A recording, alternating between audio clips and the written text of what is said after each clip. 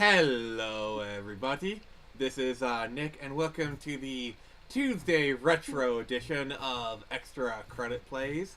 I am Nick, and joining me is my wonderful co-host. First, we have the woman who is the dictator of all ships. Yes, we have Bunny Girl Nix. Hello. And next on the docket, we have our special guest for the stream. We have Sharon.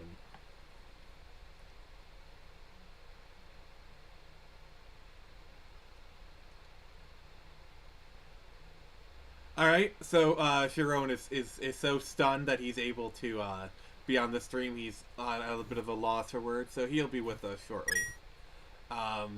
So yeah, we're playing some Legend of Zelda tonight. Everyone voted on it. And it is way too loud.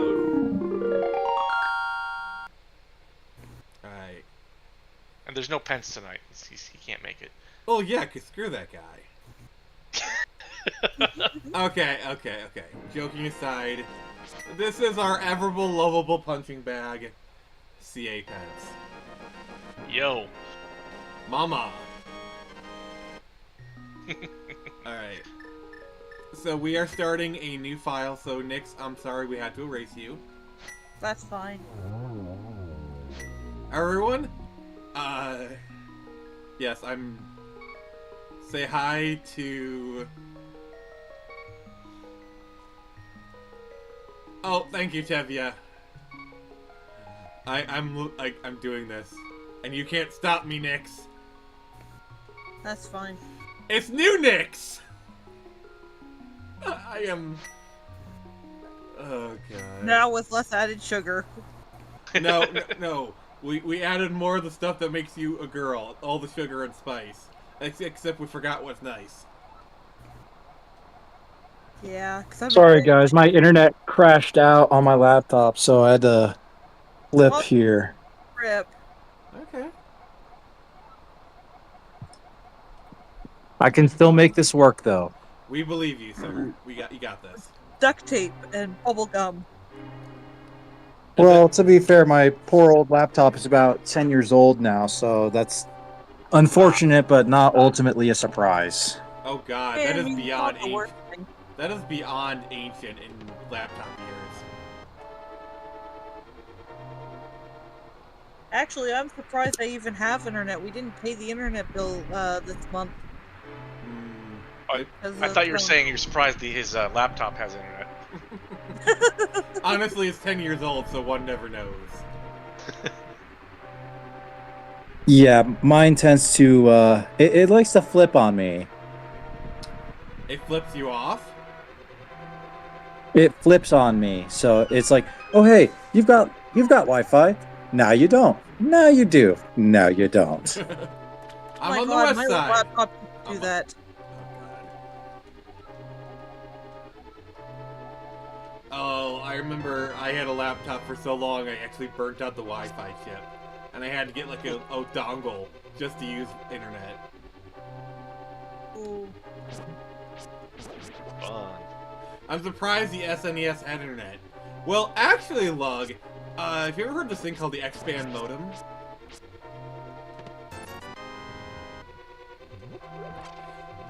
It would allow you to play online on your Super Nintendo.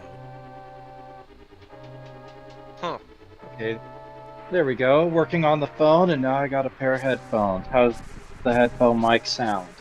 It sounds fine and dandy, like sour candy. Perfect.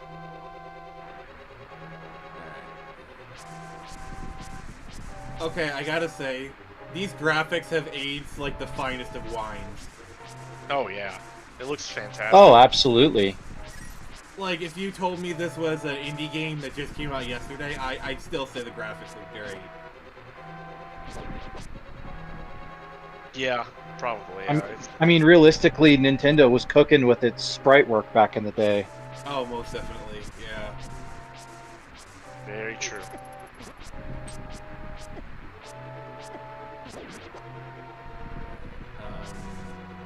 Well, I always say style better over graphics.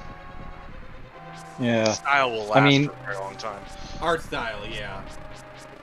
yeah, I mean that's technically why, even though Okami got a remaster, they basically just re-released it and then upped the bloom a little bit and didn't even mess with the graphical anything. It looks phenomenal.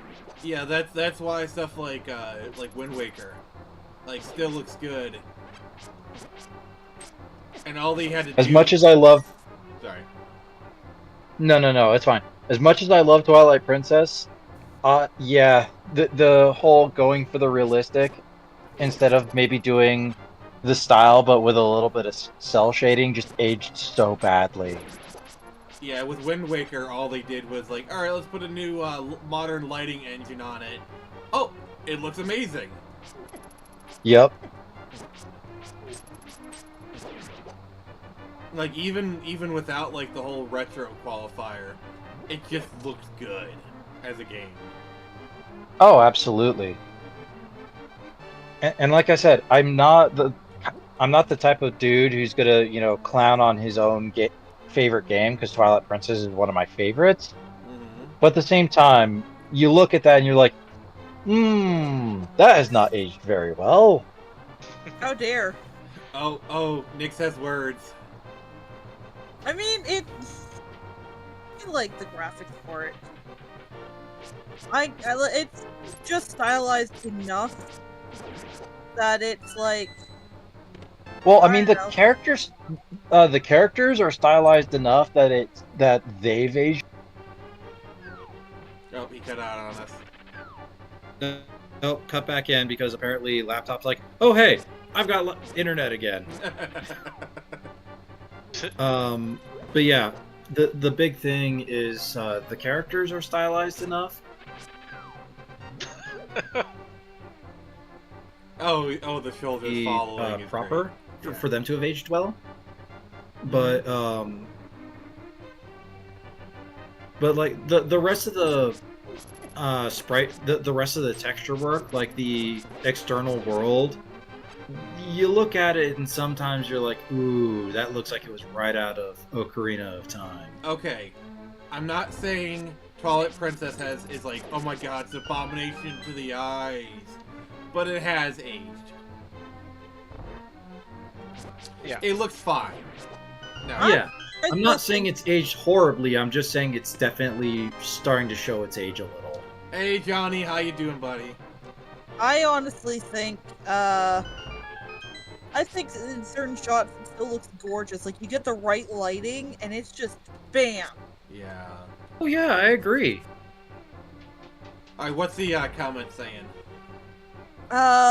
Lug says, it isn't that Twilight Princess tried to be, look realistic, it's just more brown and dingy, yeah. Yeah, it kind of blends in with that whole late 2000s brown aesthetic.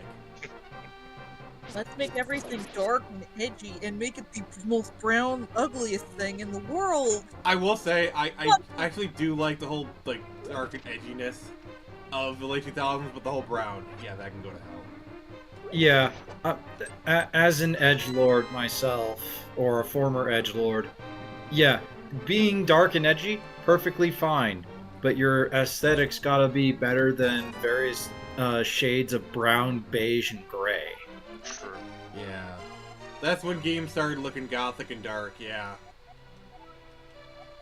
Like, if you want to do a dark and edgy and gothic style game, Bloodborne's a fantastic example of it. Agreed. Like, you want to talk about games where the graphics hasn't aged that well? Look at the original Witcher 1. That game is so, like, okay, mechanics aside, the mechanics are garbage. Turning sword fighting into a rhythm game just didn't work. But the graphics, oh my god, they look like PS2 graphics in 2007 on PC. Yeah, and that's not a nice way of putting it either. Yeah. And then you look at Witcher 2, like, it's aged, but it's not too bad. It's still playable, I'd say. Yeah.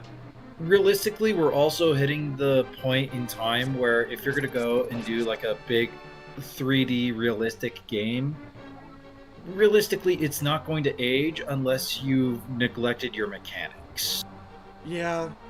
I mean, look at, they just unveiled the new video cards at CES, and, like, they're made things like, alright, AI upscaling, like, I think the latest, video card can't even play Alan Wake natively at 50 frames per second.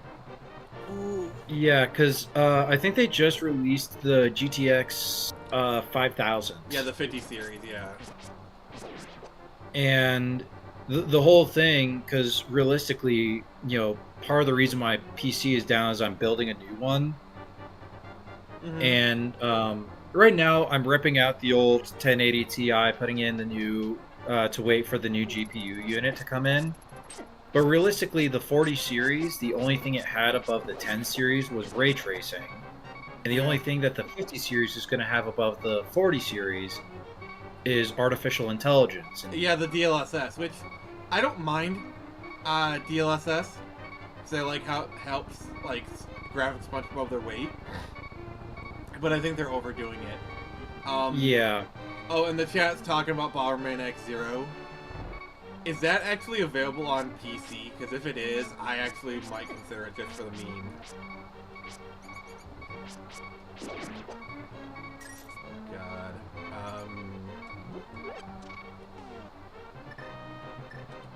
Log, mind what you say about Bayonetta. Oh! Actually, I did play the first Bayonetta. I own it. Owned it. I don't know if I still own it because of what happened when I was 16, 17, but I don't remember it being that brown.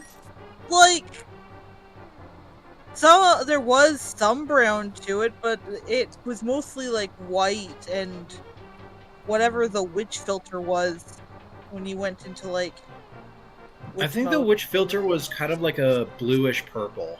That's what I thought, because like they used that bluish purple for Bayonetta's color palette when she turns into like animals and stuff, Okay. like alongside her own black and red. Okay.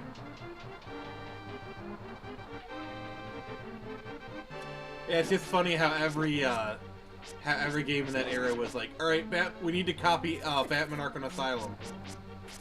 Now, I will say that the original Bayonetta was mildly desaturated, but that was kind of to be in part with, the style of the time. But Bayonetta was still very colorful. Yeah, Oh, the yeah, other very. thing about Bayonetta was, it was definitely a Sega game. Oh, absolutely. Until they ported it over to Nintendo. Yeah, and Well, Nintendo basically has their own version of the Japanizing bean. Well, I love how in Bayonetta 1 there's literally an episode that a level that's a tribute to Space Harrier, and at the start he says, "This is my fantasy zone."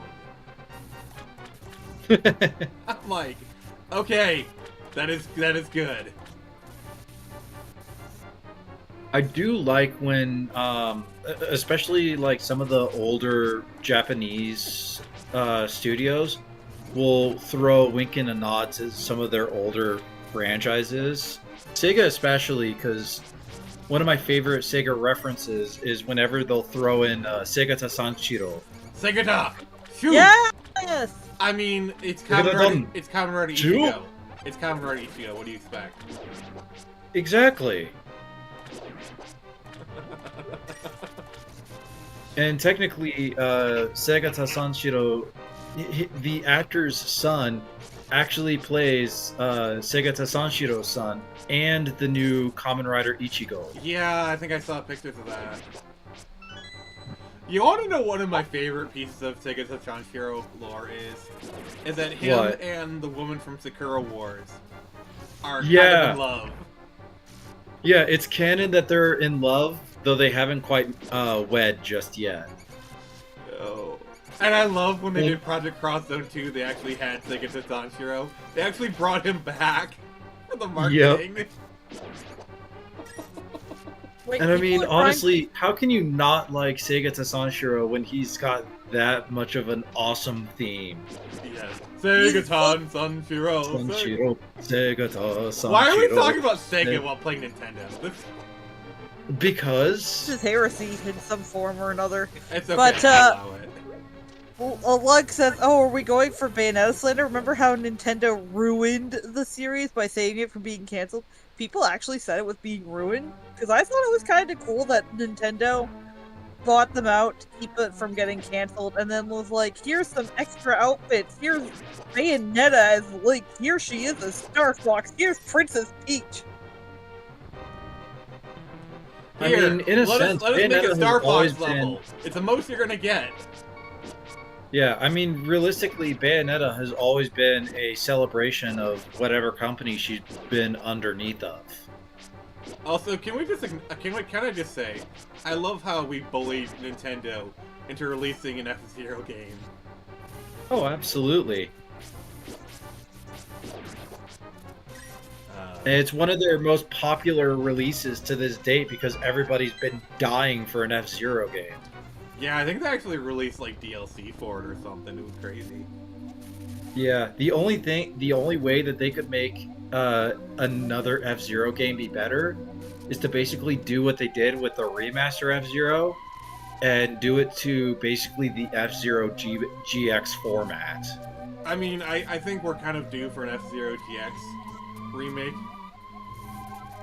Yeah, because that's literally the reason why F-Zero died, was because GX was basically the peak of what Nintendo thought that they could do with the series. To be fair, a lot of it is also Shigeru Miyamoto be like, alright, unless we can add some new weird gimmick, we're not going to do this game. Like, the only reason they did Star Fox Zero was like, oh, this gyro thingy or whatever. Yeah, I will say that's one of the things I always get consistently frustrated with Nintendo about, is that Shigeru Miyamoto will often be like, hey, if there's not a weird gimmick that we can do about it, I don't care about story, we're not doing it. Well, Nintendo has never really cared about story. I mean, that's true. But Shigeru is notably one of the worst caricatures for that.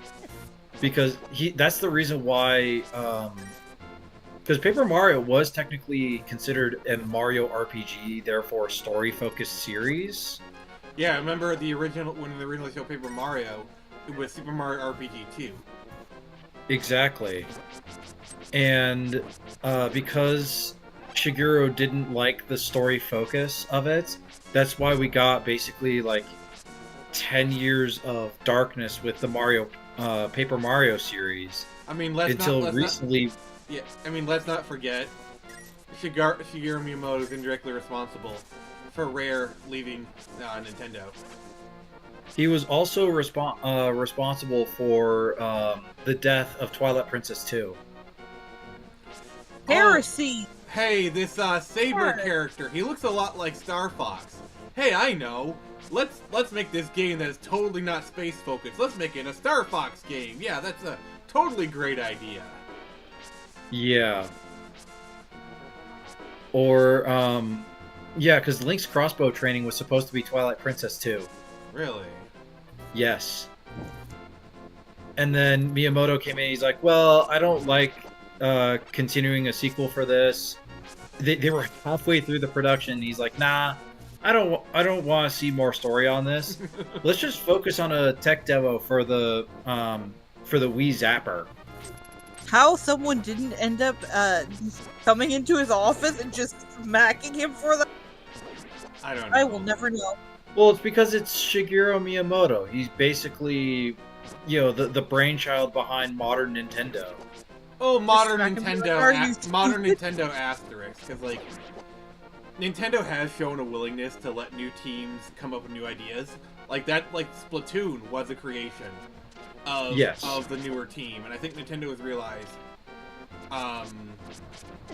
like, hey, we need new ideas. Like, yeah, Mario and Zelda are great; they're always your cash cows, but we need more cash cows. Well, I think it also showed that just because Shigeru came up with these really great ideas that saved us back in the day doesn't mean that everything that he's going to come up with is a certified platinum hit. The only reason basically Kirby is Sakurai being like, okay, can I please come out of the Smash Mines for 5 minutes and make a Kirby game? Alright, fine, Sakurai, go make your Kirby game. Then back to the Smash Mines. Gods. Yeah. We need more Kid Icarus too. Hey, Tan. Uprising was perfection. How you doing? Nice to see ya. I'm still really excited for Metroid Prime 4 to finally come out after years and years and years of waiting for it. Yeah. It looks like it's gonna be good. Because realistically, I was a Prime fan before I was a Metroid fan. I think that's a lot of people, honestly.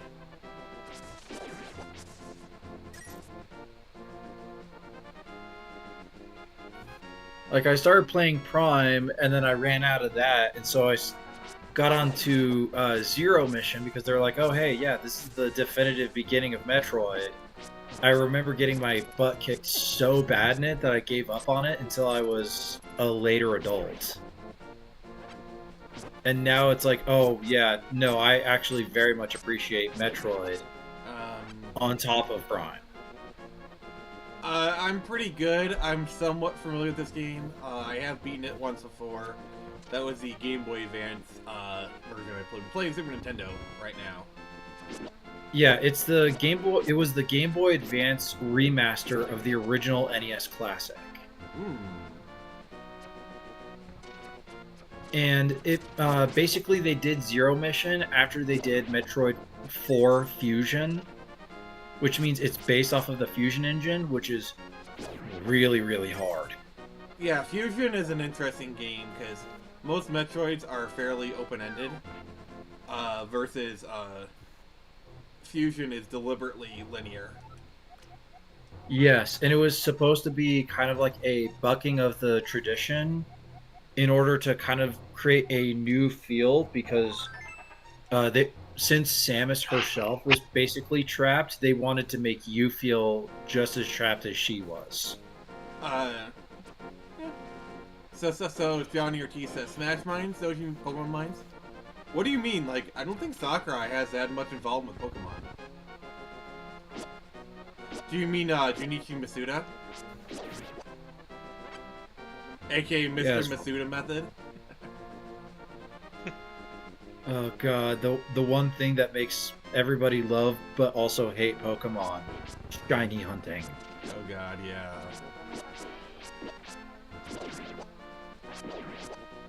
Yeah.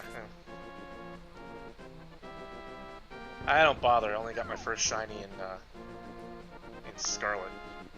Meanwhile, my friend has a full PC box full of shinies and he never went hunting a day in his life. Yeah, Pokemon fans can be kind of crazy, like the people who try to have like a living dex, which is like one copy of every Pokemon. It gets kind of crazy, but hats off to them. I definitely respected the dedication. Oh no, my friend doesn't even try to have a living dex. It's just that for whatever reason, Lady Luck loves him. And so whenever he goes and catches a Pokemon, he just ends up getting shinies out of nowhere. And everybody's like, oh, how hard did you have to work for that? It's like, I just came across it, dude. Yeah. It's my opposite. I've been playing Pokemon since Pokemon came out, basically, and like I said, my first shiny was in Scarlet. Outside of the ones that I narrowly dodged that one. Yeah. I mean, I've been playing Pokemon since basically the 3rd gen came out, and I have never once caught nor seen a shiny. I've seen them a couple times. Also, real quick, A Black Reaper, thank you for joining us, sir. I did almost catch my first one in Gold back in the day, but unfortunately my idiot self did not save, and I lost it. Oh. I have never seen a wild shiny in Silver or Gold, like, ever. Like, I know...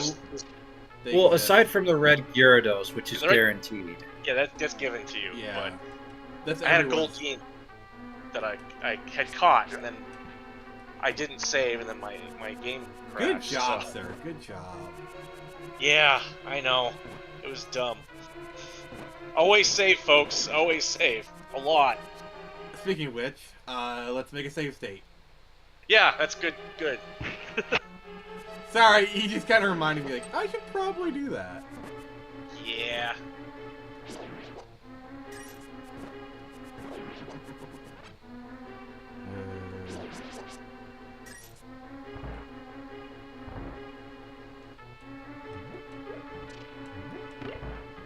Alright.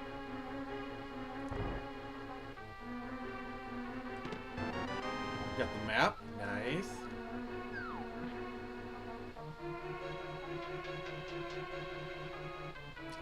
But Nix, have you ever played this game before? Yeah, I never beat it and I never got very far into it. I beat it once before. This game's pretty good. I always kept getting lost. Game. It can happen. And then I'd get bored and stop playing. I didn't know what I was What? supposed to be doing. I think one of the first old games that I'm soon to be able to beat is actually East 1. I never got into the Eve series. It's really, really good. I keep hearing that. I just never could get into it. I mean, that's fair. It's not made for everybody, and quite honestly, not everybody likes ARPGs. But that's the thing, though. I do like ARPGs. Because basically, East was the one who invented the ARPG genre. Really? Yeah, because East 1 came out in, like, I think the 80s? Yeah, I think this is for the Master System. Yeah, and Had a the really system awkward back part then that was you just like run up to him, like it's called the bump system. yeah, you're bumping him. Yeah, and based on your positioning when you bump them, determines whether you take damage, they take damage, or both. It's actually theoretically possible for you to actually run around and clear a map without ever taking a single point of damage. Interesting. Now, granted, it doesn't give you a lot of explanation at the start, so it gets very, very hard at the very beginning, and then right in the middle, it's basically a cakewalk, and then right at the end, it just kicks your butt. Oh, it's one of those games. Yeah. Because the first boss that you face can it ignores your armor type. You can kill it in 3 hits, but it's basically constant walls of flame, and it can wipe out. You can very quickly wipe out your health without realizing it, but you can kill it in 3 hits. And then the second to last boss basically turns into bats, and you basically have to wait until the bats coalesce, and you have half a second to bop him. What about passing? And you basically have to hit him 12 times, and those bats, if you run into them, will do continuous damage. Oh god. So you can literally, and I've counted this, get a game over in 2 or 3 seconds if you're not paying attention to where you're standing. Yeah. Kind of reminds me of Bushido Blade. The fighting game Now, where you can like beat him with one hit. Yeah. Now, granted, a lot of the later games tend to go a lot kinder on the difficulty. But realistically, East Chronicles, aka East 1 and 2, are the start of Adol Kristen's adventure. So, it's not important for context reasons, but if you want to know the context, you definitely want to play those. Okay. But technically, each adventure is theoretically self-contained. So realistically, you can jump off at any point you want.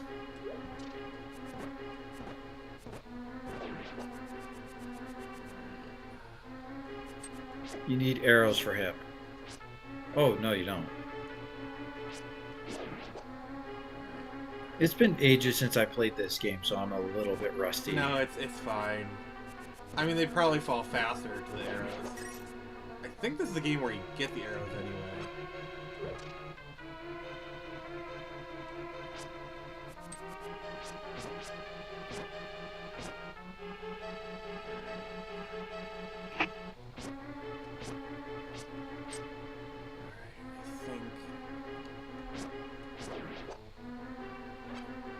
Yep, there we go. So, I just got a trailer Oh. for a Netflix film Okay. starring Amy Schumer Oh god. No. as a woman pretending to be pregnant. What? Okay. Alright, Nix, desire to know more intensifies.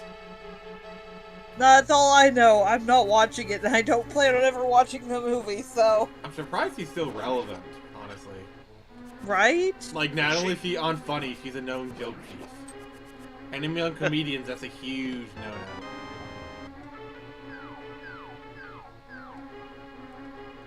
It's because she's a woman. Yeah, probably. A liberal woman, at that. Oh no. And she's a... Okay, I don't want to go into race stuff. It's like, alright, I'm gonna say something. Alright, yeah, no, I don't feel like it. I don't want the heat.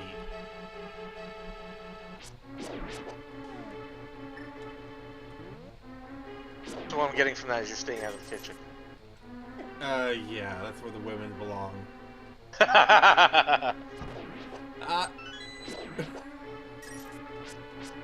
Had you in the first half, didn't I?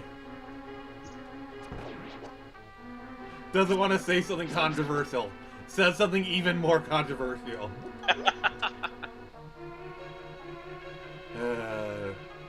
Nix, I'm sure if you had access to the sound effects, you would definitely be using them right now. Yep. Alright, shit. Oh! God, dang it. Got a little too rupee hungry there. I flew too close to the sun. That's what I get for making the sexist remark. That's my punishment. You said it, not me, Black Reaper. You said it, not me.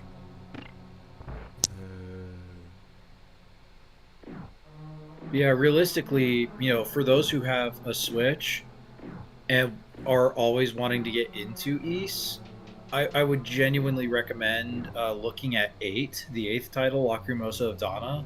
It's a really, really good introduction. It was mine. Okay. I think at this point, they've had 3 releases on the Switch in physical format, and I think there's a 4th one called Ys Origin that released digitally. And I actually just got a launch trailer for a re-release of, I think it's either the 6th or the 7th, which is Memoir and Salsetta. So there's actually a lot of games for it on the Switch right now. Yeah, I remember seeing the advertising for some of them on the PSP. Yeah, Lacrimosa of Donna and I think Ys 7 were on the PSP. Okay.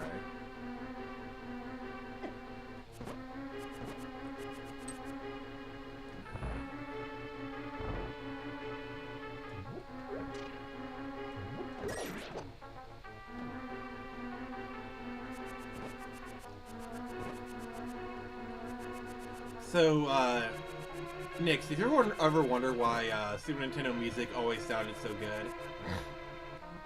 No, I just kind of figured that was their specialty. So, fun fact. The Super Nintendo sound chip was designed by a person named Ken Kutaragi. Now, some of the PlayStation fanboys' ears just perked up. Because, do you know what Ken Kutaragi is famous for? No. He is known, he has a title of Father of the PlayStation. Oh, yeah. And the funny thing is, he just designed the sound chip just as like a hobby project almost. Oh, nice. But yeah, the reason why it works so well is the Super Nintendo sound chip is sample based, so they're using like almost real-esque audio samples, whereas the Genesis use FM synthesis, which is notoriously difficult to work with. That's why for some Genesis games they sounded amazing, but most of them sounded just like electronic farts. I knew somebody would laugh at that. You're welcome.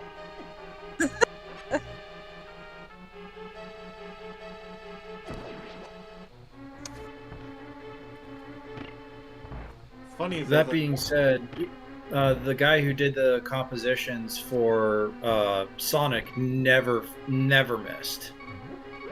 Oh yeah. There we go. Yeah. Sonic has some good music. Yeah, they do, for sure. I mean, it's also one of those things where it genuinely doesn't matter if the game itself is bad. You know that the soundtrack is still going to be good. Pretty much.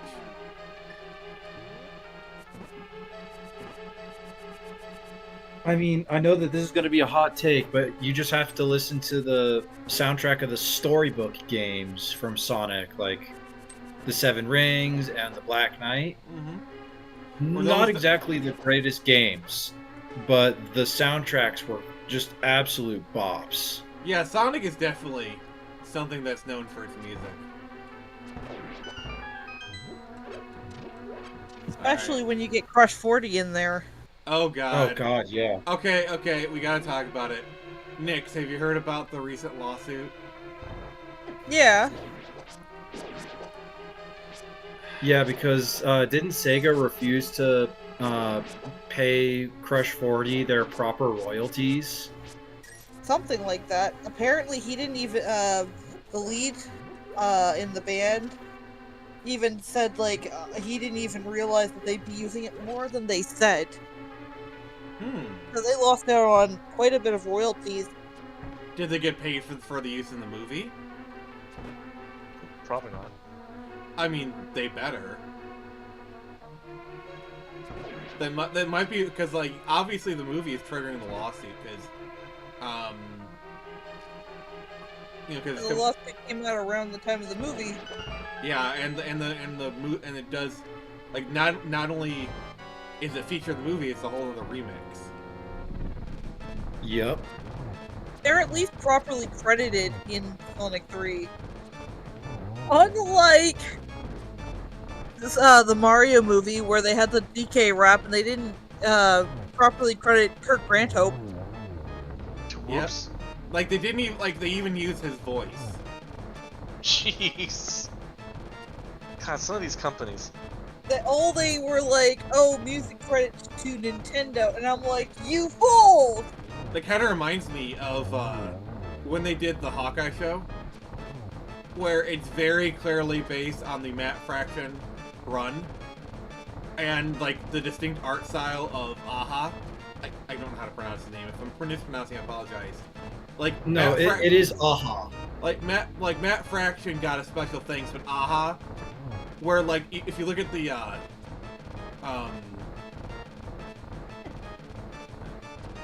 dang it.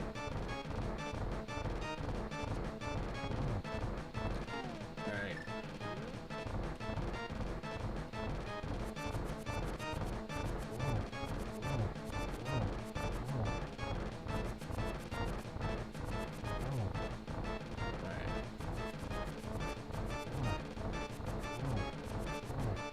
I love the bosses where, like, once you know the gimmick, they're, like, really easy.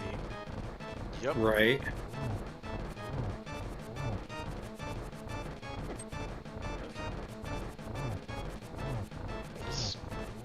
Yeah, it takes longer with the boomerang, but,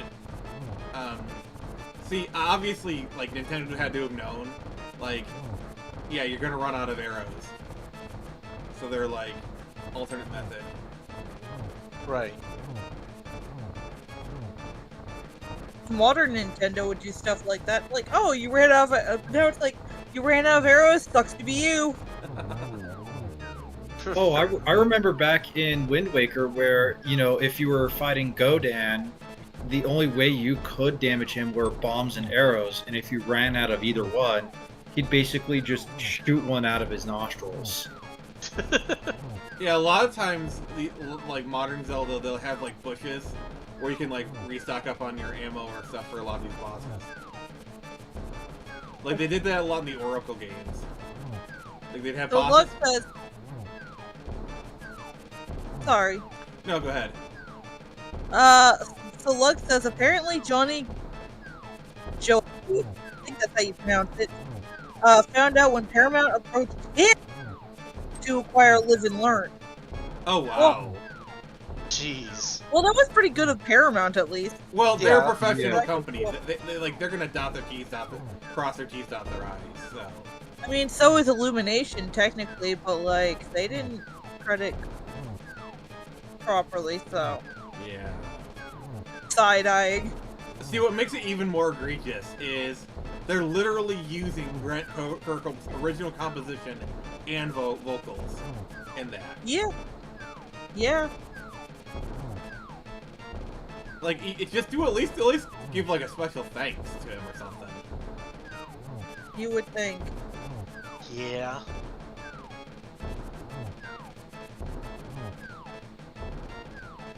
Yeah, well, a lot of these more modern companies that have been around feel like they can just kind of get away with, oh, hey, these, you know, who cares about these guys? Nobody knows their names. Like, They I can just know the big understand. names of us.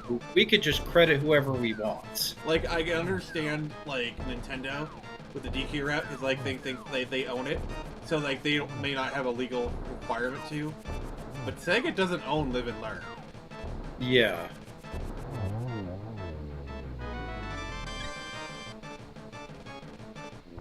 Oh, a lot of times they can't get away with this stuff. That's why they try to.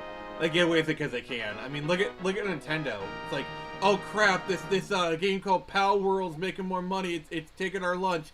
Quick, let's patent something and then sue them. Even though it's just Yeah, that Well, was. according to the research that I stumbled across, because there's a channel called Moon, whose Oh whole god, thing that is guy's like, that guy's a piece of shit. oh, he is? Yeah, I think it was during the I think it was like during the either the completionist drama with Carl Jobs. He came out, he had like released like a really snooty video or something. Yeah, I don't like the guy. That's unfortunate. I used to watch his videos; they were entertaining, but he's just What, the completionist? no. I've watched like a couple of his videos. They were never my thing. Well, take this then with like a mountain of salt, but according to a lot of the research that I stumbled across, the problem between the Power World and the Pokemon's the Pokemon lawsuit is less about Nintendo defending their IP as Pokemon and more Sony trying to essentially unhouse Nintendo's ability to own a number of their IPs so that they can reattempt to swallow them. That sounds like a. That sounds like a. Oh my god, that sounds like a conspiracy theory of conspiracy theories. Like, that is like right up there with like. That is like a JFK level conspiracy theory right there. Oh my god. Well, we also, like I said, mountain of salt, but we also have to understand that Japanese copyright law is different from American Okay, copyright. that I will. Very Yeah, different. that is a fair point. So, you know, like I said, you know, take it as you will. It's probably wrong, but there is a possibility that the one who's actually in trouble here is not really Sony, but actually Nintendo. Yeah, we'll see. I mean, I think Nintendo's in the wrong here. Like, I like Pokemon. I'm gonna be honest. I like Pal World to an extent, but it gets very boring after a while. It's a Yeah. very self-motivated game. Essentially, it doesn't drive you forward like Pokemon does. Yeah.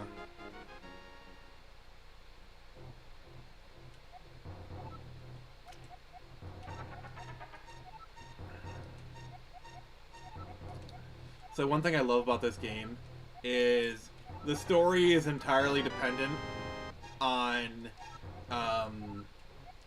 The way you complete it. no, like the whole lore is based upon one single Knight of Hyrule shacking up with a woman before the final battle. Like, literally the entire lore hinges upon, ooh, you're pretty, I'm gonna die tomorrow, let's have sex. As you do. Yeah.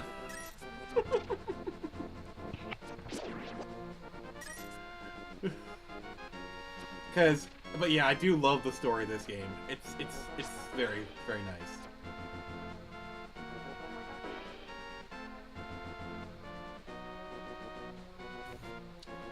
I don't know, I always love games where they have stories that you can engage with them as you like. Like, Metroid Prime is really great about this. Where, like, there's a story for Metroid Prime, but you don't have to engage in it. You know, you don't scan the things and... You know what I'm saying? Yeah. I mean, I prefer story-driven things myself, so... I mean, I do too. It's just, too many games nowadays are like movies.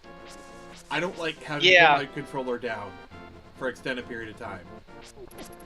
Ah. Like, I know people love to, sniff Hideo Kojima's farts. I was trying to find a non-vulgar way of saying it. There's other ways I'd put it if we weren't on screen, but...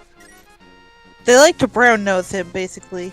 Oh god, I'm sorry, imagery, Nix. I mean, you know, there are things that I will kind of tip my hat to for Hideo Kojima, but Oh, no, definitely. he does not deserve nearly as much praise as people give him. And the thing is, I do appreciate, like, he does very innovative gameplay mechanics.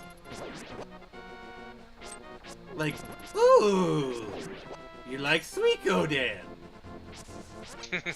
You know, or like, oh, here's a torture fight. And don't even think about using a turbo controller. You know. Mm-hmm. Like, I do appreciate that kind of stuff. But the, oh, let's have a 45-minute cutscene. My Yeah, god. it's a bit much. Like, That's I do love me a good cutscene, but... Yeah, I am playing a game here. Yeah. Legit. It's gotten so bad, modern games and their cutscenes, that I'm like... here's the thing. I love Infinity Nikki, but sometimes it'll have these long-ass cutscenes, and you aren't allowed to skip them, so I'm just like, cool, wake me when it's over, I guess. And again, you should always have the option to skip. Wake me up when the here's the thing. cutscene ends. Yeah. Here's Oh the god, thing. I need to make that parody. That parody needs to be made. Go ahead. Yeah. Here's the thing. I'm a JRPG fan. Like, that's Yep, my same. big point in gaming. I Yeah, love playing likewise. JRPGs. When somebody like that complains about how long your cutscenes are, and trust me, the modern cutscenes are bad with their length, you know something's rotten in Denmark. Oof. True. Yeah, most definitely. Like, I will happily sit through and, you know, read through the text and listen to the cutscenes of a Tales game like Tales of Vesperia, but there's a lot of times where in the more modern games, it's like, hey man, can I get back to playing the game? It feels like I'm watching a movie here. It's been 10 minutes since the last time I had to press a button that wasn't dialogue. Yeah, that's why, like, with me, I tried to play Final Fantasy 16. It's like you had that long-ass cutscene, you controlled, the Phoenix or whatever, and then you basically, you have your character, you walk 10 feet. Oh, more cutscenes, and, oh, we're not even going to show the character. Cutscenes should feel like a reward, like you worked for the cutscene and it's tying up something that you did. Yeah. That's how a cutscene should be. It shouldn't be something you just throw in the beginning to kind of, like maybe a short one to give you some context, but that's the most you should do. The player should be able to jump right into the game right away, so they get a feel for the game. Like okay, big story moments, you have a little bit of a cutscene, but like, I get a cutscene every 5 minutes or whatever. Yeah, no. Yeah, it also depends on your genre of game. Like, if you're playing a JRPG, it's kind of expected that you need to be a little bit more lenient on with how long cutscenes are. But again, if you're going from basically cutscene to short gameplay segment to cutscene, yeah, that's definitely a big problem. Like, that's why people hated Final Fantasy 13. It was a hallway simulator. Yeah. Like It's one of the reasons. One of the reasons, yeah. It's just like, the other thing I really hate about modern games is the whole, alright, let's walk at 5 miles an hour as I give exposition that you really don't care about. Oh, that, yeah. That's just basically cutscene light. Yeah. That's the way to give you a cutscene while trying to pretend like you're being active still. What's really weird is you play a game like Half-Life, which is actually like as cutscene heavy as modern games.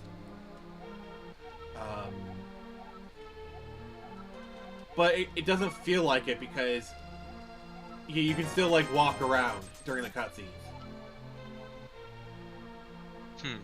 You know, I don't even like Half-Life 2, I think they do it really well because you can still walk around, play with stuff. Feels more organic the way Half-Life does it, at least. Yeah, well, I mean, that's why I appreciate, older RPGs or even ARPGs and stuff like these, because, yeah, sure, you're spending a good amount of time in cutscenes, but there's also long periods of time between those cutscenes where you're doing other stuff, and you're not just bogged down by dialogue, where it's like, could we just have this shortened down and made into a movie, please? Yeah, so Can we there's get the TLDR?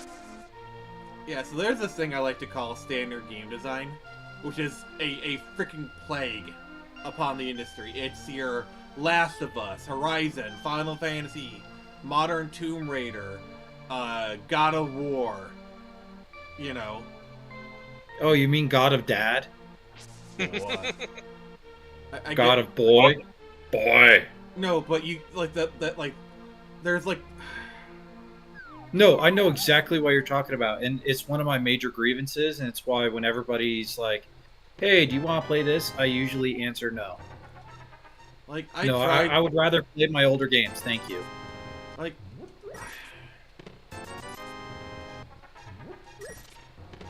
See, the problem is when you have those story-heavy games, you've got to nail the story. Like, the reason Uncharted works is, like... The story's fun. It's engaging. Yeah, and like... And the characters are entertaining. There's actually not as many cutscenes in Uncharted as you would think. Yeah. Like, it's very much a in the gameplay, can't in the camera kind of thing. Well, it's like what... It's like what the other guys... It's what Penn said. There are a lot of cutscene lights, but they're not done bad, and it's not like the dialogue is weighed too heavy during the stuff. See, the problem you have with a lot of older games before voice acting is you just have like mountains and mountains of text boxes. And you just like have to mash through them. Oh yeah. True. Now, to me, I didn't mind it nearly that much, but at the same time, it's also it's definitely one of those things where only really certain people will enjoy it. Yeah. Like I grew up off of Mist and Riven, so for me, picking up a journal and reading through books of dialogue in order to figure out what's going on, it's perfectly understandable and perfectly entertaining to me. But a lot of people, they see that and go skip, skip, skip, skip, skip, skip, skip, skip, skip. All right, where's the gameplay? Yeah, like I ran into that with Final Fantasy 14. Oh yeah, he did. But you also run oh into God, another. Pence, I hate you. Yeah. You also I run was into there. what I like to call the You Aaron were. Hansen problem, where you basically skip so much dialogue because you're being either impatient or you're not playing a gameplay style you enjoy. That ultimately your actual experience is hampered because you basically skipped through all the really important stuff. True. Because I think I remember one point where Aaron Hansen was on Game Grumps, and he was playing a JRPG of some kind. I'm forgetting what, but he basically skipped through all the dialogue, and then he goes, "All right, now what do I do? Where do I go?" It's like, well, it was in the dialogue. Well, I didn't want to hear the dialogue. What do I do? Those are quest And then marker Aaron people. Hansen They literally called it a horrible game because he didn't know what to do. Oh God, imagine Aaron trying to play Morrowind. Oh God. Because anyone who's played because Morrowind is, there are no quest markers. The best you get is like dialogue through the characters. Yep. And like literally like 10% of the way through the game, you meet the agent. He's like, "Hey, why don't you just like go do some other stuff? Join a guild, whatever. Engage with the game's content, then we'll get in the main story." Yeah, Aaron would have an absolute shit fit over that. He would. And the thing is, I do like some of Egoraptor's criticism. Like his sequelitis series is really great. Like the way he breaks down Mega Man X, which has like the perfect tutorial level. Or even the way he breaks down the Zelda games, I thought was really great. And I think that the sequelitis... Oh, I don't have the crap, I don't have the bug-catching net. But the way he breaks them down, I think those still hold up, in my opinion.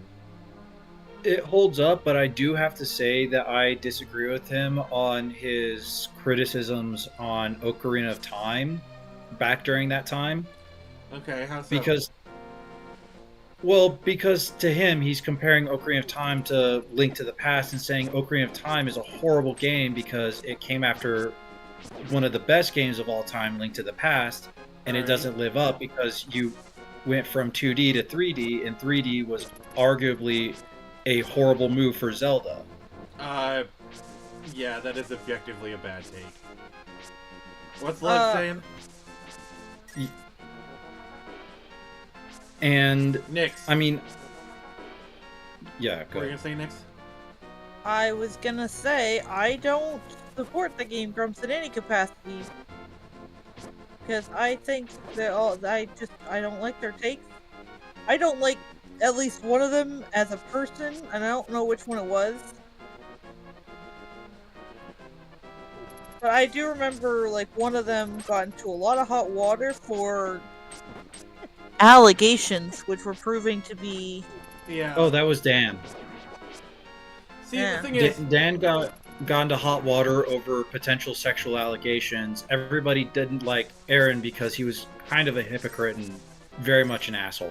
Yeah, like JonTron saw the writing on the wall and skipped town. He ran. Good on him, too. 'cause I like him Okay, for he's had a few bad takes. I get that. But overall, he's a kind of a decent He's still enough. beloved. Yeah, like he drops a video every couple of years, but He's like the prophet who comes down from the mountain once in a while. Once every century. Yeah, Hear ye, exactly. hear ye. Yeah, I love how like Aaron and JonTron were starting to reconcile. But then JonTron had that really bad debate with Destiny, said some objectively stupid stuff, and like, oh no, he's canceled. Yeah, we will never bring him around again. Yeah. And then everybody's at first everybody's like, Christine yeah, being no, like that's the appropriate thing. JonTron's a Nazi, blah blah blah. Don't Well, say that word. JonTron kind Don't of say that improved word on his screen. perspective, and then everybody started disliking the Game Grumps. Yeah. By the way, you can't say that word on stream. By the way. Oh, sorry. No, it's okay. You didn't know. Yeah, it's just like they took the hard stance of, you know, he's not coming back no matter what. And then everybody basically did a 180 between their two shows. JonTron rarely uploads, and yet he gets gobs and gobs of views, and people are like, aha, at long last, he has done his Halloween release. Whereas Game Grumps is still churning out content like it's no tomorrow. Well, it And just I kind of don't think they get nearly as many views as they used to. It just kind of pulls into like what I always say about creation. You know, write with passion, write well. If you're not excited about the thing you make, it will show up in your content. Like JonTron is at least passionate or interested in the stuff he talks about. Whereas Absolutely. with Aaron, you can tell this is not what he wants to do in life, but it's the only thing he has. Yeah, he basically kind of cornered himself, which is unfortunate. Yeah. Because realistically, I look back at all those old creators, and I'm like, you know, some of them left on good terms, some of them didn't, but it's like... Well, the problem with If a lot they- of creators is they develop a really bad case of trolls remorse. Like, look at Mhm. iDubbbz. You know, like he built his career off of Trolling. essentially. And now he's trying to be like, oh yeah, like, I don't know, like, if there's any content creation messiah, it's Filthy Frank. I just gotta say. Oh, absolutely. Like, that dude is like the model of like, don't want to do it anymore, but he still like respects like what he did, you know. Yeah, because people will show up to his concerts and go, it's Filthy Frank, and then he'll laugh and kind of do like a line for them, and he's like, hey, I appreciate that I've got some fans out here, please come and enjoy, you know, what I'm doing now. Yeah. I think most people understand content evolves over time, you know. Oh, absolutely. But what people don't like is, oh, so you're too good for this thing that made you famous. And it's not only that, it's also the fact that a lot of them, like, Aaron is definitely notable for this, is that they'll pull up the ladder so that nobody else can troll when he managed to get away with it when, yeah. you know, he was doing the game. iDubbbz is very, very infamous for that. Oh, yeah.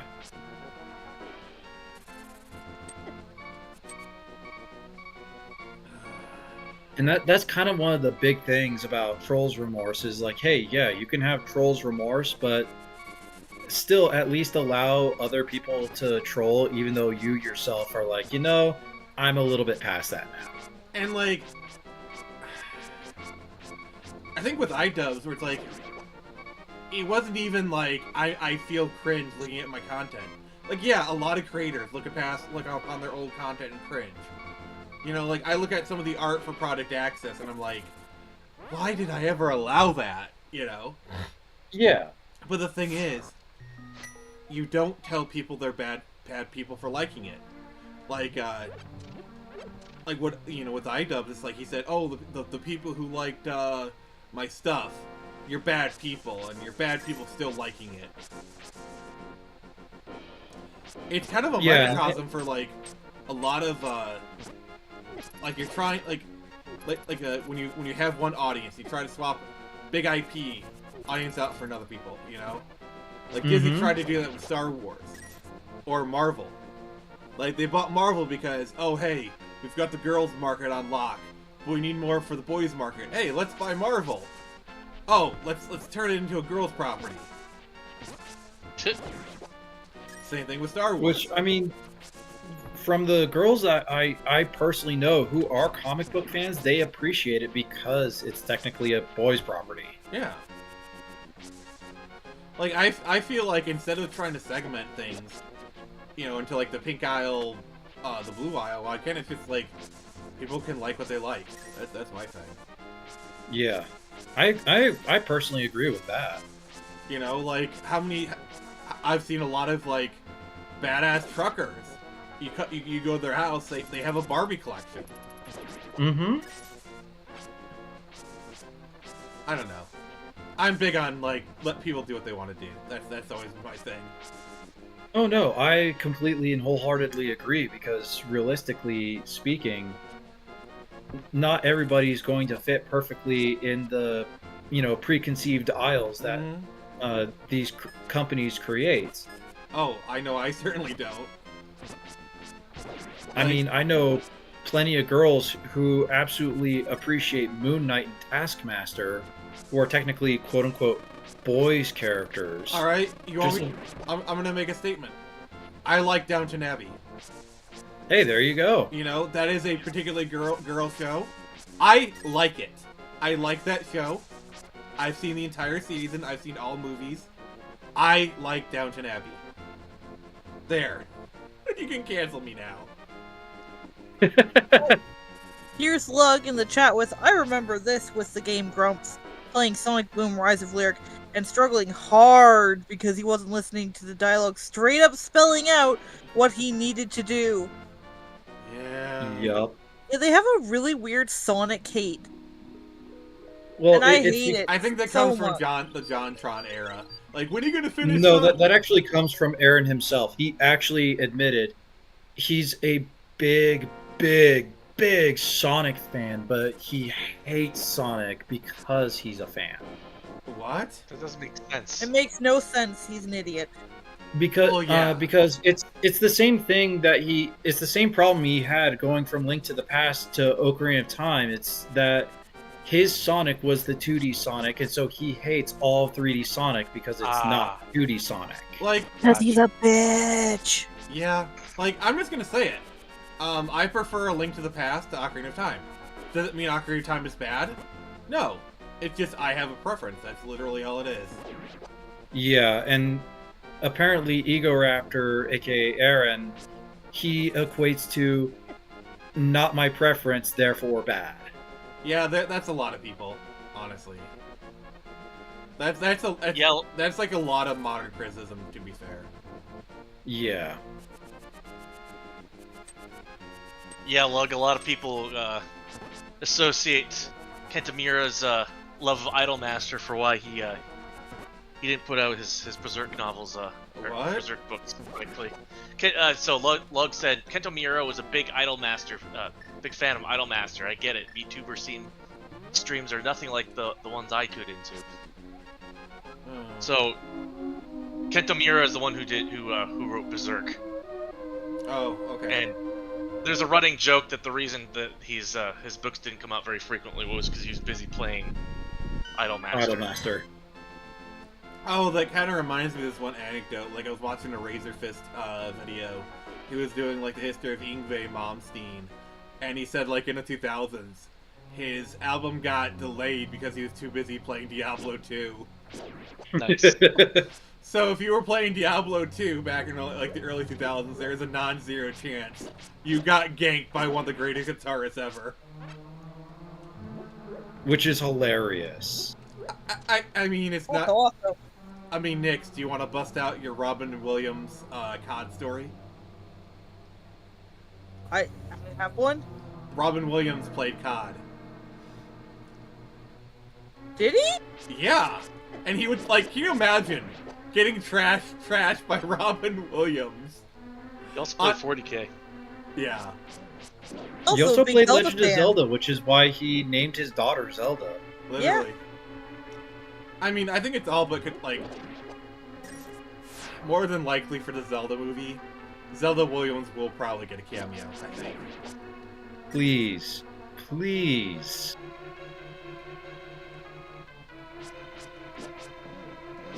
It would just be right if Zelda It would mean the Williams world to a managed lot of get- people, you know. Yeah. Oh, absolutely. Did It'd probably mean the world is Zelda as well. Yeah.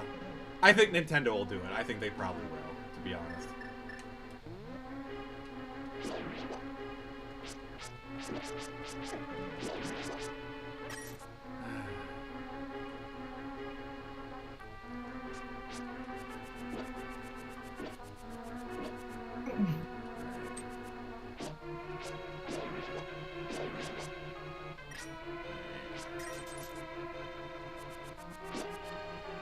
But yeah, can you just imagine you're playing COD and like, You just hear Genie trash talking you. oh my god, it's like, That'd be fun. you got a friend in me? No, I got a, you know, everyone's got a friend in your mom, like stuff like that. Oh god, just because that guy was like he could ref like a, oh god, just imagine the things. Well, I mean, before he was a voice actor, which was his most notable stuff, he was a comedian first and foremost. That was his first foray, and so his roasts are considered to be legendary. Yeah.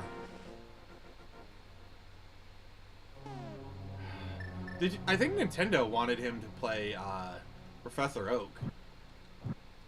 That wouldn't surprise me. Right.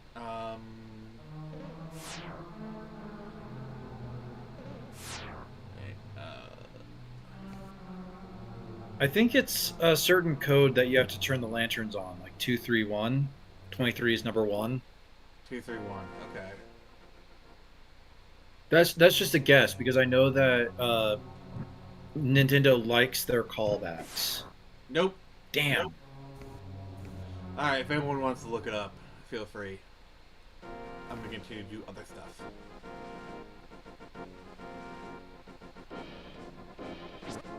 Oh, piece of heart. Cool. Yay! Yeah. So if anyone wants to look that up, feel free.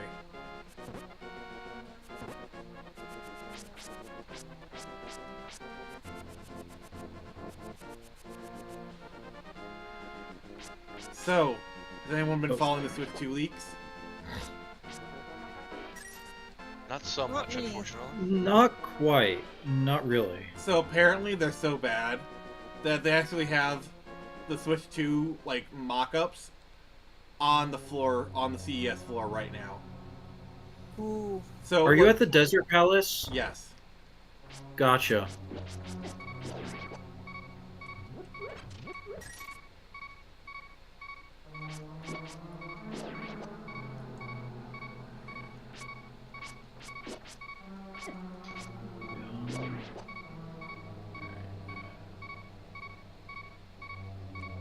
So you're saying they have fakes on the floor?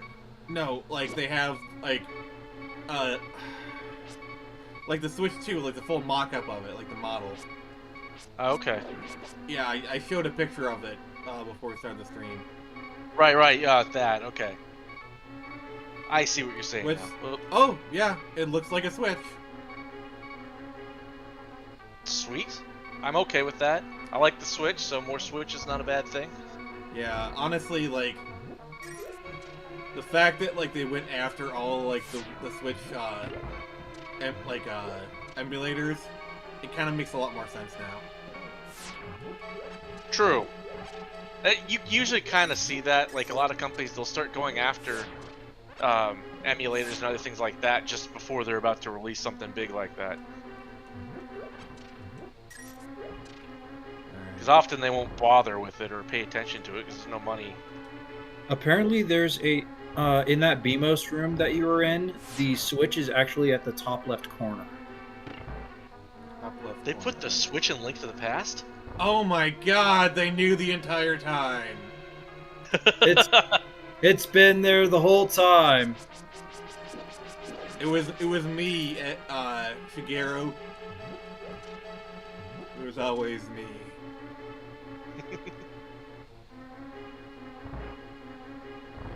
Top left, you said? Top left corner, yeah. Weird. It's what Zelda Dungeon put on. I usually trust them for their... Because they usually have really good walkthroughs. Now, is it a Switch or is it like a push thing? It just says that there's a Switch on the top left corner. Oh, under the... No, wrong room. Ah, it's operator error. Yes. Yes. Bonk! I'm doing it myself.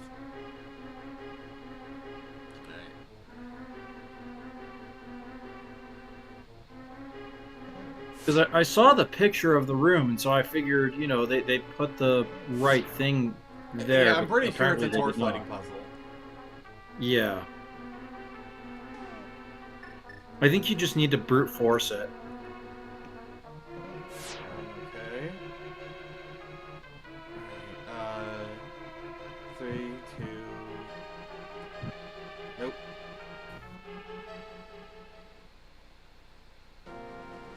Well, thankfully there's only so many permutations of this. Yeah. 3, 1, 2... Oh, nope. Nope.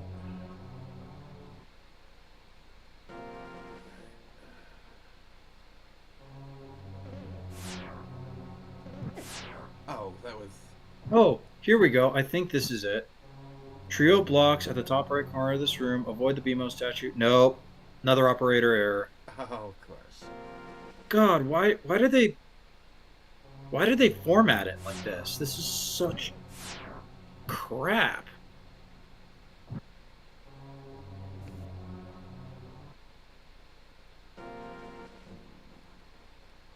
They actually did it just to make you look bad. Yeah. Pretty The much. whole point.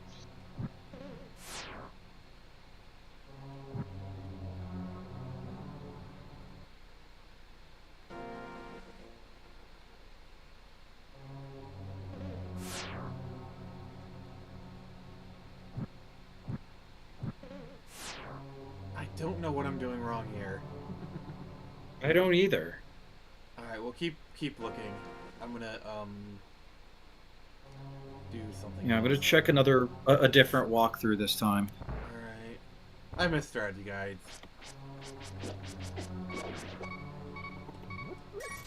It's like, they say the internet kills strategy guides. That's only really half true.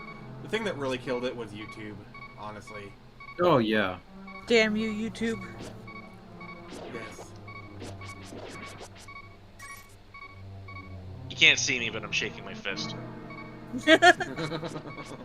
Okay, go, Super Willy.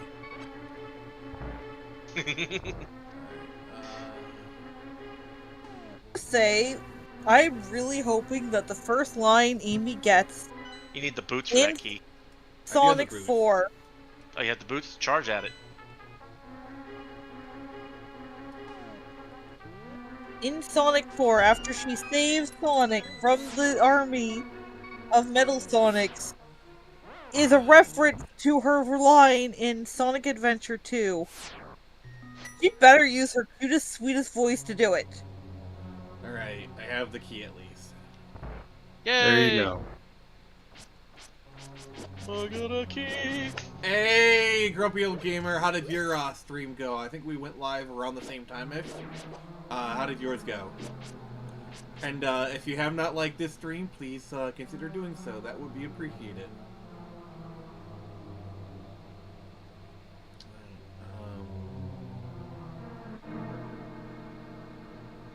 Nobody knows which line I'm talking about, do they? No.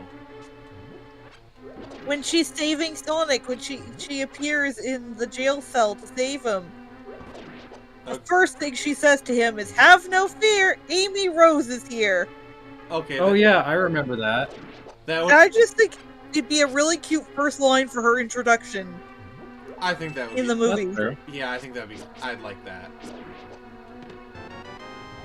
They should have done that in the after credit scene in Sonic the 3. I will say they actually Yes, did. Like now that I actually saw a picture of her design, I think they gave her a pretty cute design. Oh, she looks good.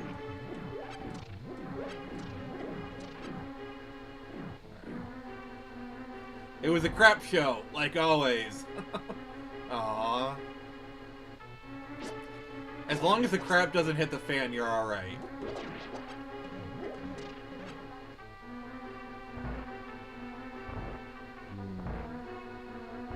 That's probably not how I want to go. Funny though, because people are pointing out online, now that we've had the 3 movies, that characters introduced at the end credit scenes don't always have the same exact design that they did in the credit scene.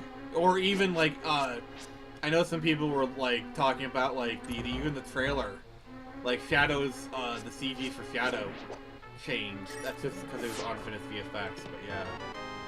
Yeah. Or maybe it was just tradition. The Since they Japanese started. Yeah, the Japanese. Did they at least do a rendition of All Hail Shadow in the movie? Because I haven't seen it yet. I think so. Because some of the coolest stuff, ironically, came out of the one Sonic game that everybody loves to hate on, which is Shadow the Hedgehog. They definitely There's quite a bit of it. Yeah, they definitely referenced the game Shadow a lot. I think like there's definitely some shots that are reminiscent of it. Well, at least there's that. I mean, Shadow uses a gun in the movie, so. Yeah, he's in the beginning. He has a gun and he's riding around on a motorcycle. Where's that darn fourth Chaos Emerald? Another thing I really like is in the trailer, like they show the Akira slide, and they make you think it's like on like a flat street when it's actually. Oh, this is the one where the pot's on the top left corner. Yep. Yep, that one. I'm just trying to get resources. Fair enough.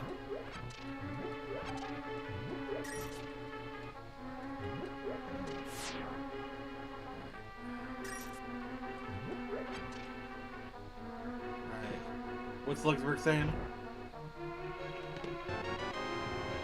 He's saying there was Robotnik's theme from Sonic Adventure 2 and Sonic 06. Oh wait, I gotta. Yes, I caught that. Wait, I had to say this.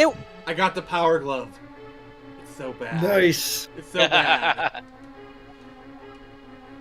Okay, go. I love that his theme from Sonic Adventure 2 briefly appeared as like his ringtone. I'm like, yes, that's the kind of narcissistic thing I expect from him.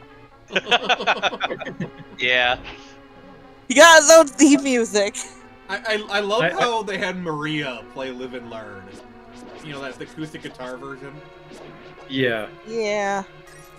Now, one of my personal favorite things that I did have seen come across on the internet is people all of a sudden doing the I've come to make an announcement has been trending on Twitter again. Oh my god, yes, I saw someone do it as like, what do you call them, those musical instruments? The automatones. Yes. Oh, those. Yeah, I just saw that today, and I just about died laughing because that was I funny. saw it last night, I was crying. I've come to make an announcement. Shadow the Hedgehog is...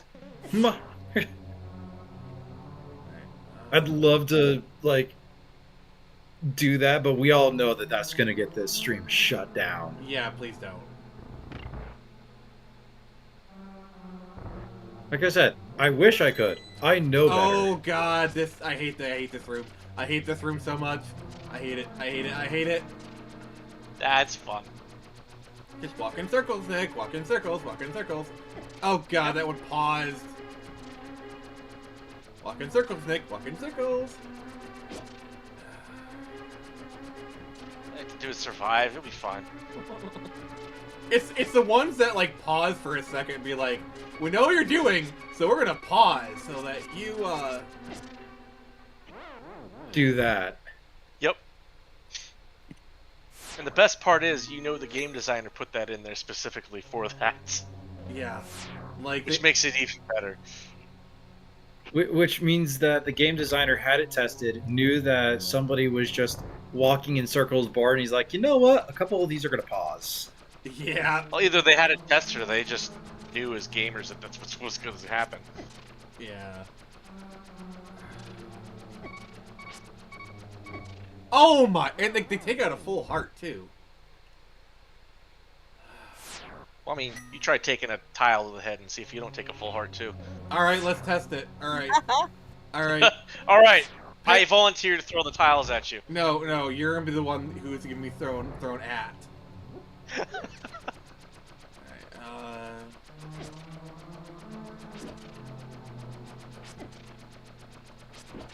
I thought you were just gonna stand there and let them hit you. New Like, strategy!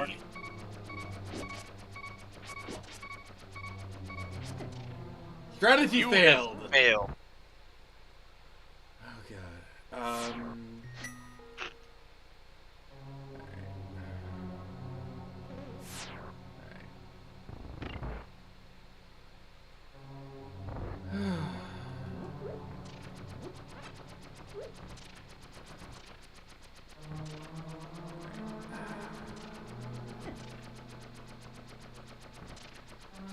Oh god, yeah, because some of them move, like, you can just see it. Like, some of them, like, see how that one just paused for, like, Yep. it's like they rise up, you're like, okay, where is that son of a bitch?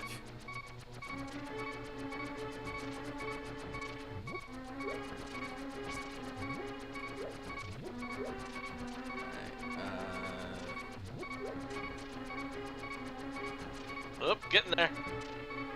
Huzzah, You did it. Fuck all y'all. Wasn't sure you'd make it. Screw you, Pence. Screw you. No thanks.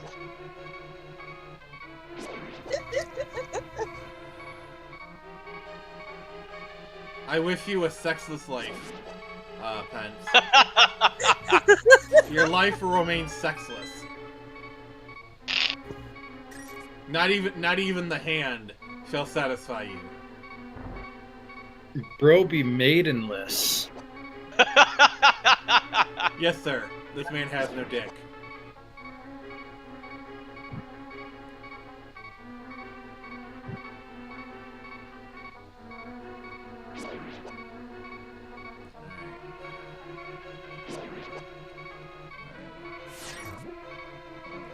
Ooh, that was almost a snipe or two.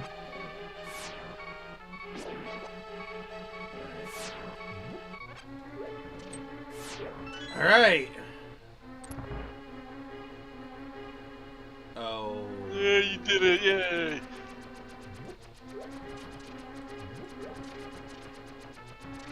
Yeah, but you don't have the big key. Yeah. Oh, there it is. There's a little key. Oh, I'm forklift certified now.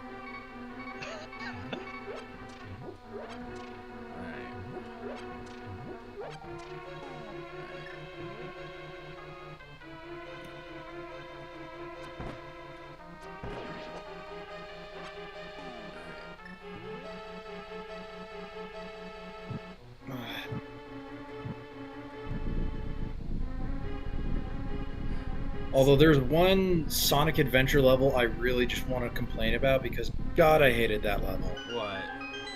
Crazy Gadget. Well, which Sonic Adventure 1 or 2? 2. Oh my god, you have no idea how much I hate that level. No, I have every understanding of how much you hate that level because I hate it so much. Like, there was a point in time where I hit Crazy Gadget with 20 lives. Well practiced, like warm, ready to rock and roll. I lost 19 of them. Damn. Dang. It's because the way that Crazy Gadget does gravity and how it constantly switches it, and how yeah. and how the camera doesn't quite line up with how you're facing, Oh, so God. you'll have odd movement, so you'll just fall into the void so many times. The empty void of space. Oh, is that like the final like level that I had? Second to so much trouble final. on? Oh, Nick. It's the second to final one. Nick, that's the one I had so much trouble on. Is that the one where you can like, or if you're really good, you can actually like skip half the level? Yes. Do you know Actually, the door was open, right, Nick? Pence? It was that one and Final Rush that you could kind of skip half the level. Because Final Rush, you had several points during the rail grinding segments where you could just jump off the rail, drop through like half the stage, and then hit another rail and keep going. Oh, okay. But it doesn't work like that because for one reason or another, the game just really fucking hates you. Yeah, like... You, the player, specifically.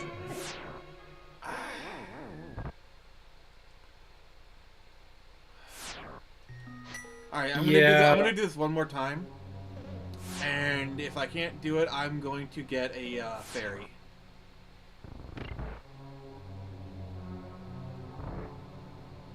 Fuck you, Pence. I didn't even say anything. You didn't need to.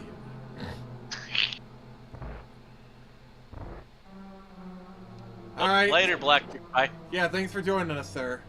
But yeah, like I'm a pretty seasoned Sonic Adventure 2 player, and like I can handle Final Rush pretty easily, but for whatever reason, I'm constantly struggling against Crazy Gadget.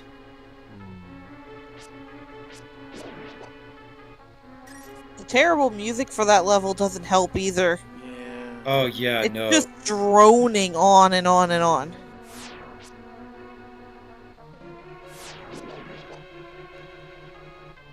Like that was a solid miss from Sonic Adventure in terms of its soundtrack.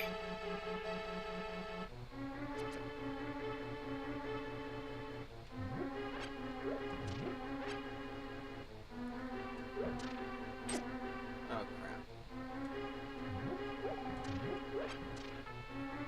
Oh, lovely. Now I have to go in. One heart down. Yeah. Could be fun.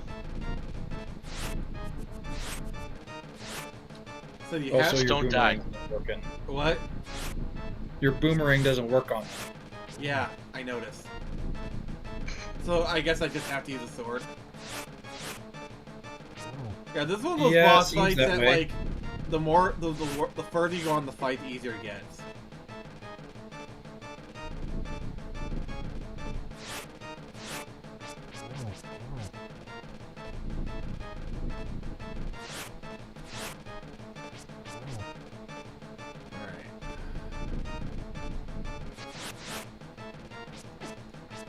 Alright, crap.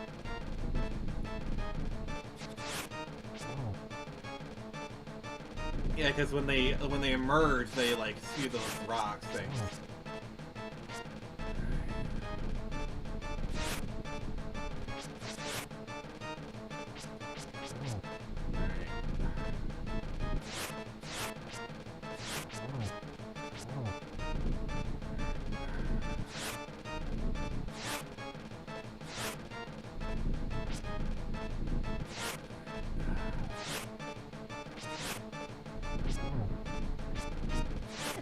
Crap. Crap baskets. Something like that. Crap battle. Crap baskets. Frick. Nick, stop dying. Alright, that one's dead at least.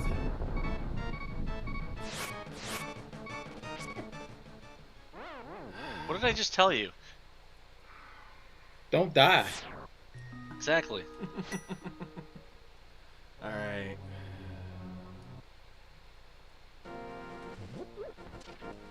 What's the best place to get a fairy? Well, first I think the bug catching net.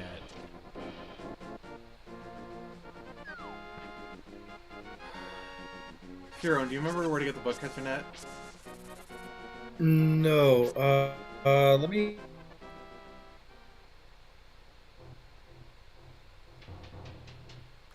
Look it up real quick. Alright, thanks.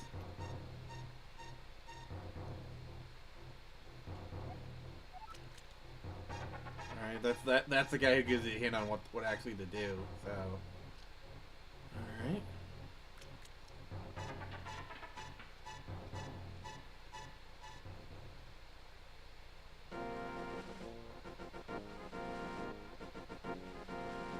It's given to Link by the sick child in Kakariko Village. Oh, I know exactly. Yeah, I know exactly where to go. Okay. And what's the best way to get fairies at this point in the game?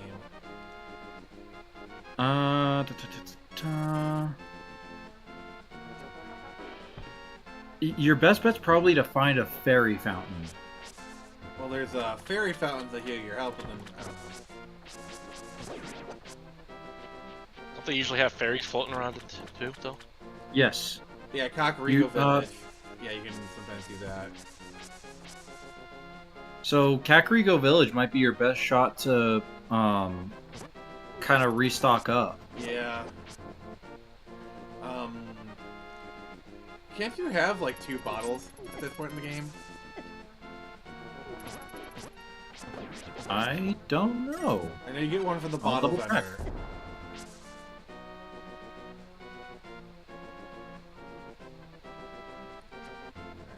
Come on. Item. Oh wait, no. Bottles is under its own guide. So you have 4 obtainable bottles. You've got You've got 2 in Kakariko Village. One you get after 100 rupees. Second one's also in Kakariko Village. It's in the tavern in the southeastern part of the village. Okay. And you enter. You enter in the back? Yes. Okay, yep, I know what to do. Wait. Yeah, So you're and then entering the the back other to get 2. fairies? Pence? Never mind, sorry. Hmm? The other 2 you need to get flippers and a tempered sword for. Alright. I don't think I can get the flippers at this point. If I can, let me know. Oh. Sorry, I just heard the bonk was out of commission, so I had to take advantage. Yes. That's totally fair. It's found in the Angler's Link Between Worlds. Here we are. No, the link to the past. Oh yeah, link to the back. Here we are. The Link Between Worlds is the secret. You do need the power glove, which you already have. And if you have 500 rupees to spare, you should ask for the flippers. So if you have 500 rupees, you can get it. Alright. You just need to walk up to Zor's waterfall.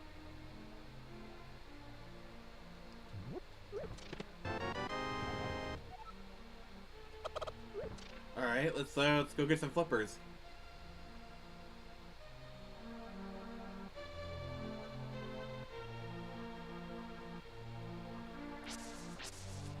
Alright, and if you made it this far, please don't forget to like the stream. That always helps, and if you have not subscribed, please consider doing so. That is a grave help. We are actually really close to the 3K watch hours. We're only like a little bit. Actually, one sec. Let me just check real quick the exact number. Oh, I don't have any internet connection. Weird.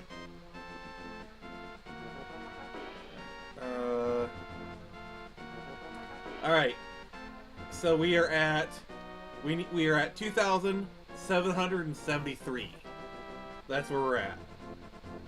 Those are rookie numbers. You gotta pump those numbers up, brother. Well, I need more people to watch my streams. That's how. You should have pumped me up.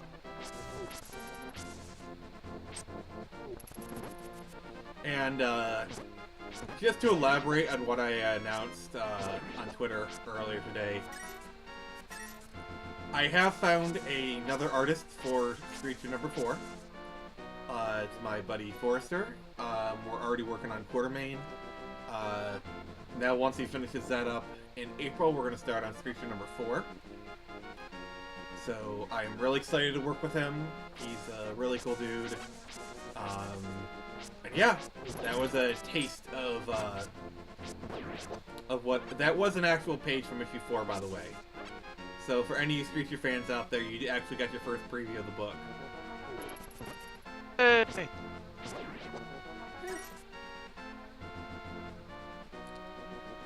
And then I know some people have been getting their Screecher stuff. The rest will be shipped out in February. I just had to produce like the stickers and the cards, so... Add bicycle pump to your inventory.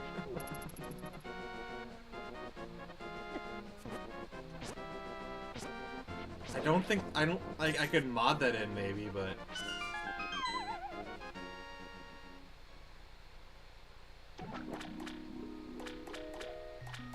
oh, I didn't go see the sick kid. Good job. Oh, it's fine.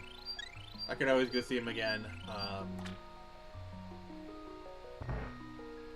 When I come back. Hey kid, give me your bug catcher net. I need to go catch me some fairies. That sounded so bad. That sounded like something Tingle would say. Oh god, not him. Oh, Why? Why did you say that name? Because I enjoy other people's suffering sometimes. Because if I have to remember Tingle, the rest of y'all have to remember Tingle. God. See, Pence, you seem like just a big enough asshole to where, by the way, on my Patreon, for $10 a month, you can choose what movies you watch or what games I play. I could see you being the asshole, being like, now you have to play Tingle for the DS. yes, I would be that much of an asshole. Hey, Box fan, how That's you doing? just torture. But Which technically there's 3 games in the Nix. Tingle's Rupee Land series. Nix, can you link my Patreon, please? Yep. Now, granted, there's only been one Tingle's Rupee Land that was released in the States, but there's technically 3 Yeah. in total, Well, by the power of emulation. right? I think you need to lift the big rock by the witch's house to get to Zora's waterfall. Yeah. I strong. He's strong. Yeah, but how you doing, Box fan? It's good to see ya.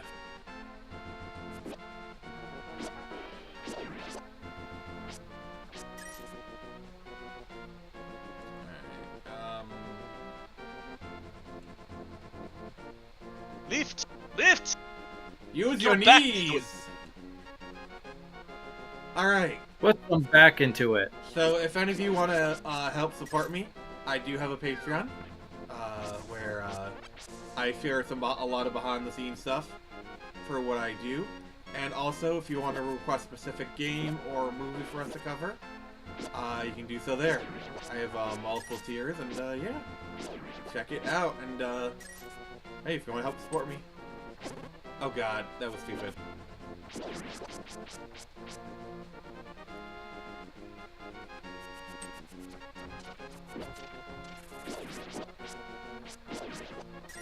You sure this is the right way?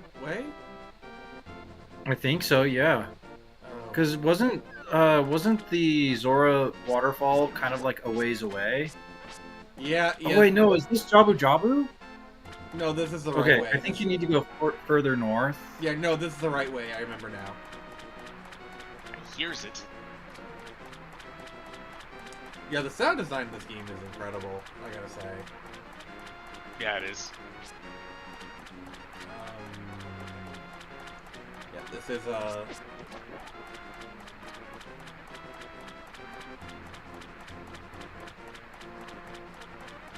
Yeah, because Oh, by the way, I would like to announce, so we do a movie night every Friday at the end of the month, and this month we're doing Warcraft. The Warcraft Yeah. movie.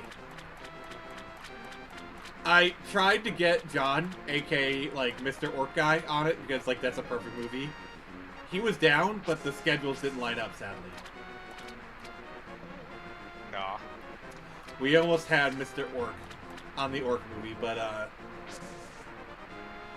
Melee will be there. Melee K has said she'll be there, so that'll be cool. It's always fun when Melee comes into the stream, gets to tease me and whatnot. oh my!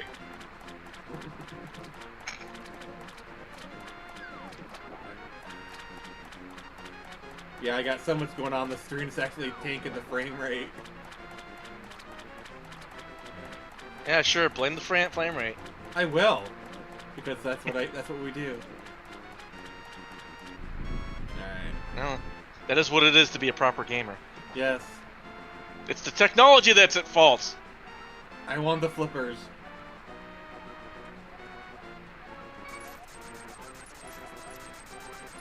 I get to use the magic waterways. Yay! Now, you remember where Link's house is? Yeah.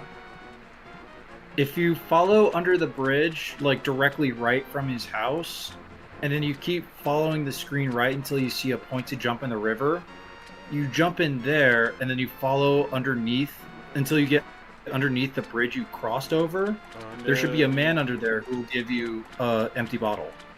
He's underneath the bridge. Top Yes. has sprung a leak. And the animals I've Yes. trapped have all become my friends. Alright, please tell me you got the reference. Yes, I did. I have no idea what you're talking about.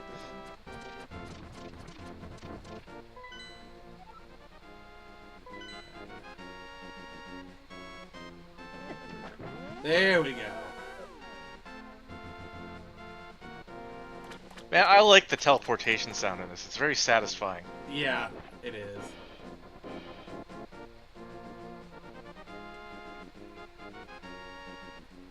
Alright. So we got here. Fairy fountain.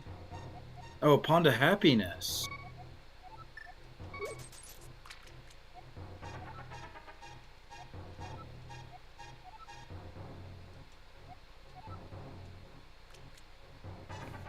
Alright, so I guess go throw more rupees in. I think you need to leave and re-enter. Oh yeah, there you go.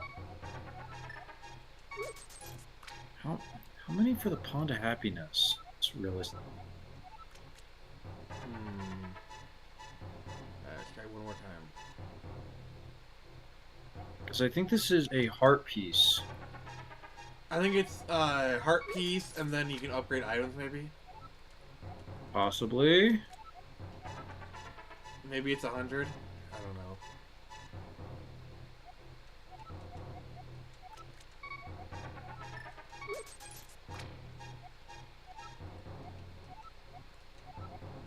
Big trouble. Alright, let's just try it one more time. Here's Nick and his gambling addiction. I actually don't have a gambling addiction. You see me when I said... Oh, okay. I want to carry more arrows. Okay, so yeah, it's under the weapons upgrades. Okay.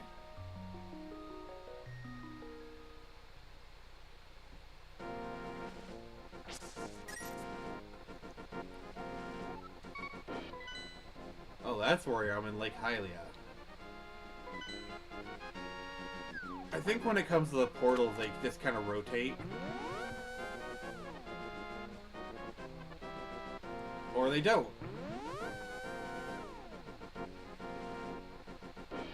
Because Pacific portals lead Pacific places, okay? So yeah, the Pond of Happiness.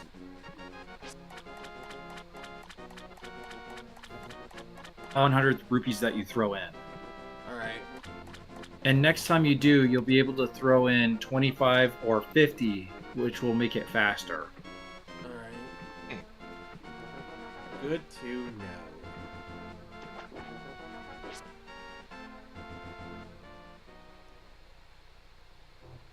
Oh.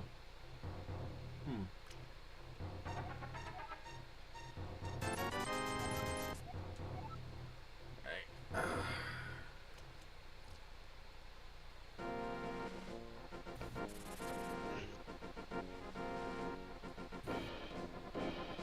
So... Right here's Link House. Where do I go Yeah, from here? so... Yeah, you're gonna... Okay, so according to Zelda Dungeon... third ball is a little hard to find. It's located just east of the starting screen. From Link's house, go right another screen where you will see a bridge. Walk across the bridge and then head right until you find a place you can jump into the river. Once you're swim back towards the bridge and under it where there's a man nearby. Okay. Alright, I'll be right back. Alright.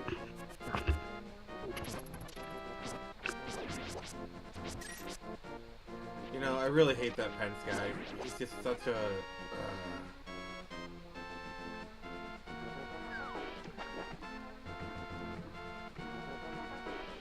Such a what?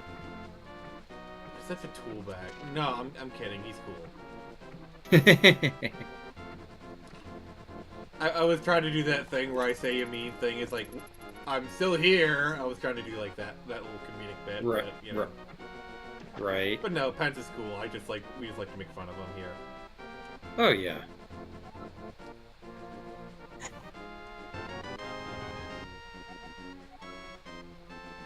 He's And like, there you go. hey guys, screw off. Here's this piece of trash. And get the frick out of here. Yeah,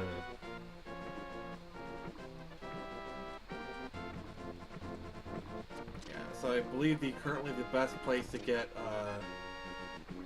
the fairies is Kakariko Village. Yeah, and you need to go and talk to this sick kid anyway, so... Yeah.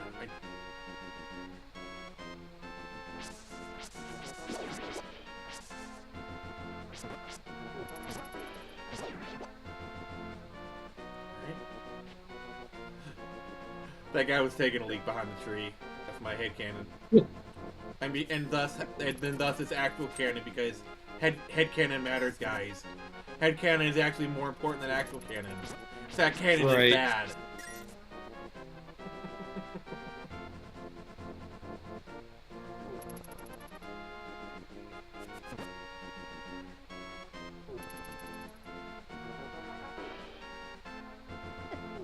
Oh, crap.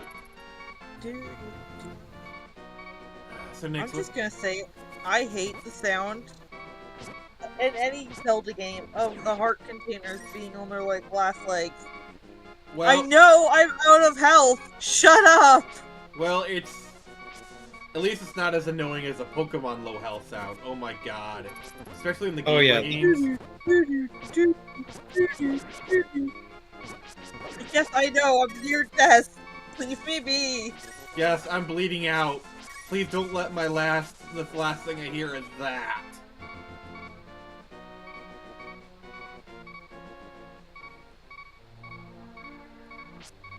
Oh. Alright, Nix. Oh, wait, you don't have access to the thing. I was gonna have you play the song where people won last time, but, you know, you can't do it, so it's all good.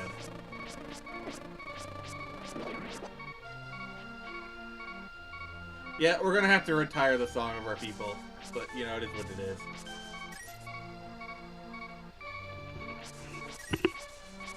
Retire the Song of Our People?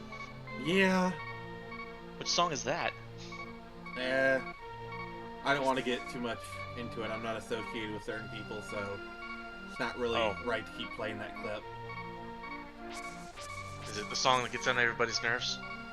This is a song that never ends. No, it's not. no, it's not that banger. Oh, of course, when I'm not. Oh, that's not it. Alright, well, at least the song's gone, so.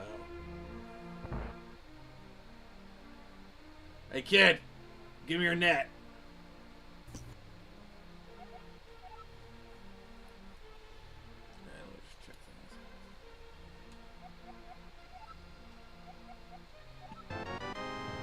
Yes, you're sick, kid. This is a permanent loan. It's a permanent loan. It is forever mine. You will die. Yes, in a few weeks, I won't have to return it. Alright, let's, get that. Alright, so now I gotta do some lawn cutting.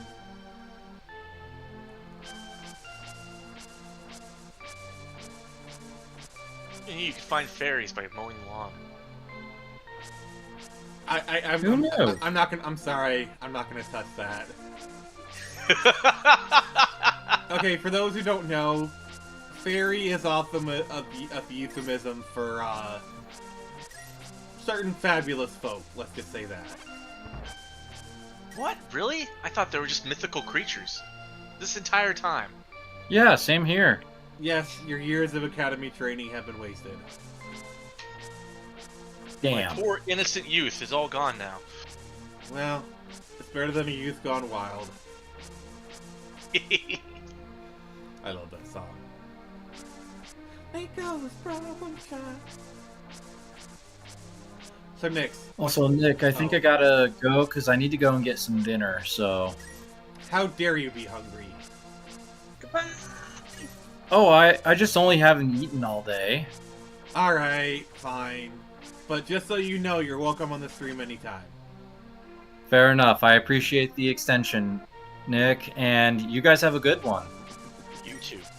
Yeah. Nix, if you need to look up stuff to help him, I've been using the Zelda dungeon walkthrough. Fair enough. Alright. Alright, you guys have a great stream, and thanks everybody for coming out. So Nix, what's your favorite Zelda? Majora's Mask. I honestly, I don't know why I asked that question.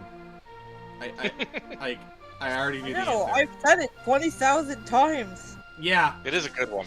I do enjoy that one. That's pretty good. I tried playing It's kind of funny though because it is the most detached from Zelda game there is. it. I don't know. Yeah, I true. mean, have you played Link's Awakening? Yeah. Yeah, that's true. I mean, at least you're actually in an actual world. I mean, Link's Awakening is literally you've been living in a dream, Link. Entirely its own world. There are theories out there that say that like it's just another like it's the afterlife. Yeah. Oh. I actually watched this one video. It was really wild. It was the timeline of the Zelda timeline. Basically, the video was talking about, like, the development of the Zelda timeline. It was really crazy. So much of it you can tell is just somebody asked Shigeru Miyamoto and he just makes it up on the spot, you know? What's Lug got for us? Has anyone made their way through Eat Lead, The Return of Matt Hazard? I recently cleared it from my New Year's tradition. It's hilarious and seems prophetically ahead of its time. What is that? I'm going to assume a video game. Yeah, probably some sort of shooter knowing Lug's proclivities. So Lug hasn't been banned into the chat section on purpose. It's just his rig is temporarily disabled, so he can't appear on the stream. But as soon as he is able to, he is coming back. Lug is still a team member. He's just in chat at the moment. You know, kind of like, you know, when Nyx is moderating the chat, but she can't appear on stream. Lug, you're still one of us. And Nick just can't get rid of me as much as he's tried. Oh, I've tried. I've tried so hard. And got so far. But Yes, but in the end it doesn't even matter. I was waiting for somebody to pick up on that.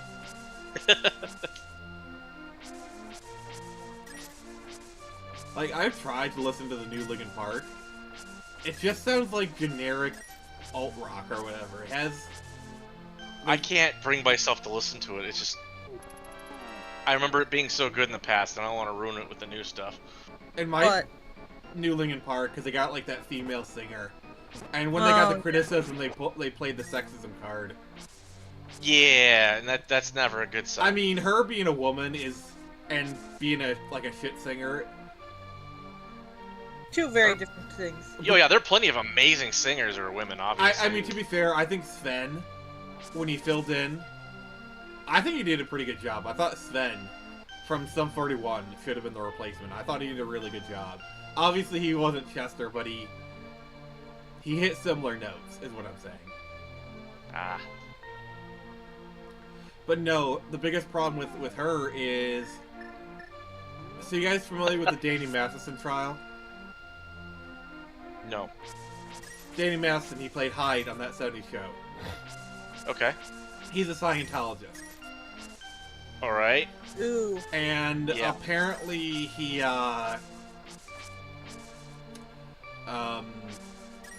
Sonic advanced some women. Oh. Nix, you get what I'm saying. Yeah. Ooh. And he was Right. on trial for it.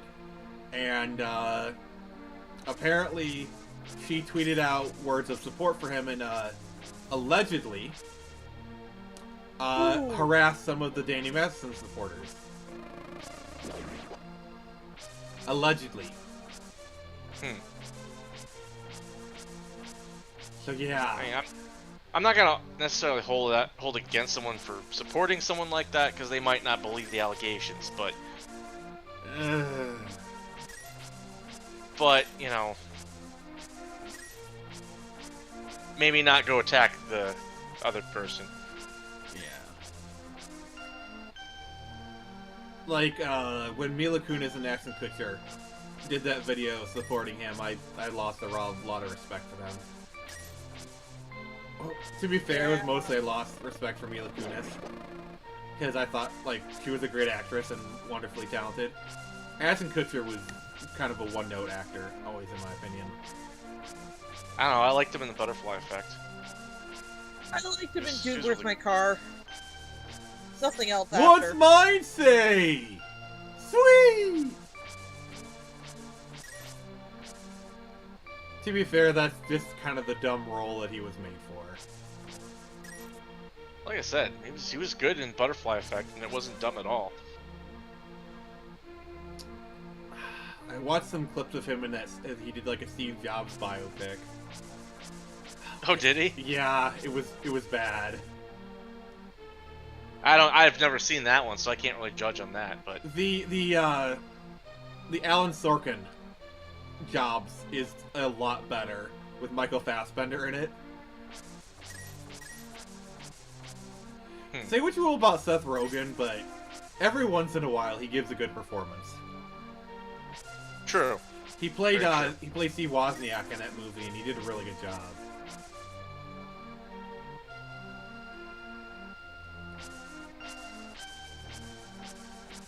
Why is it? Oh God. Okay. All right, Nick. Can you look up where to get the fairies? Because this is. Well, there are fairies over by the witch's hut. I know they're in that area. Like, there's a cave. No, it's just they're in the. Oh my God! What? Oh.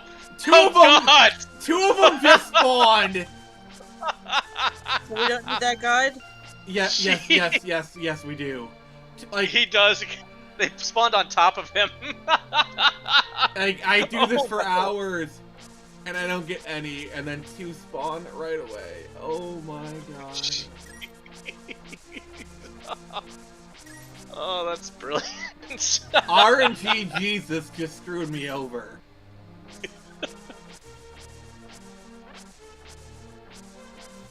Well, the other problem is you get so used to like mindlessly cutting grass. When it does spawn, it's like, oh crap. Yeah.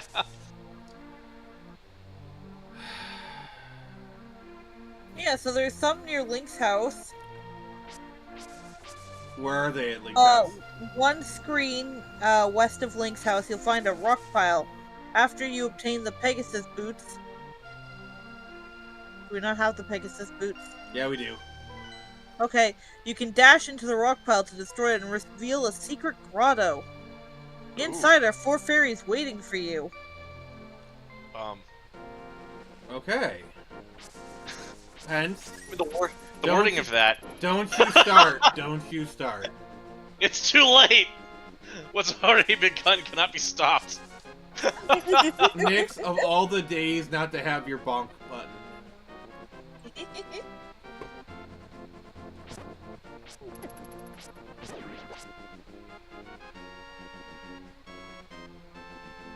Of all the days. Bonk, bonk, bonk. There. Alright. That was a bit light. Bonk! What was even that? Don't make me destroy you.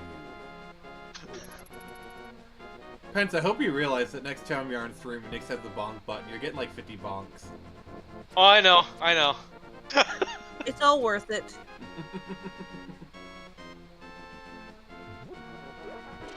Alright.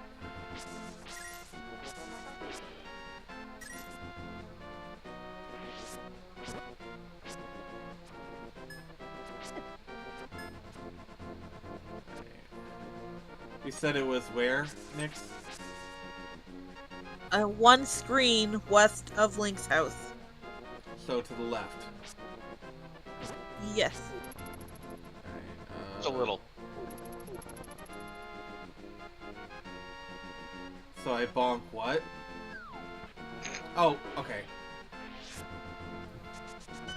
There we go. Oh, this is exactly what I wanted. I caught a fairy. Yay! You know, Pettins, I can still boot you from the stream if I wanted to. I know.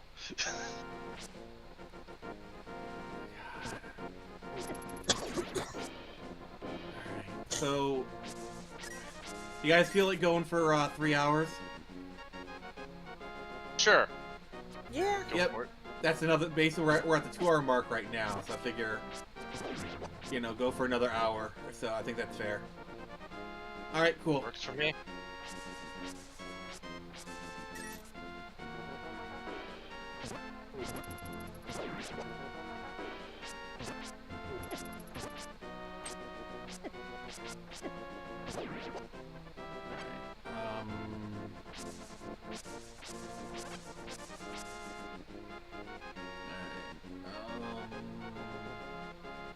I think I was going the wrong way.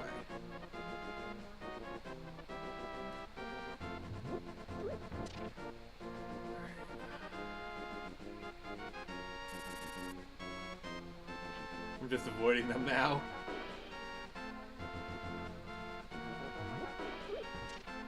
This has got to be kind of what you do.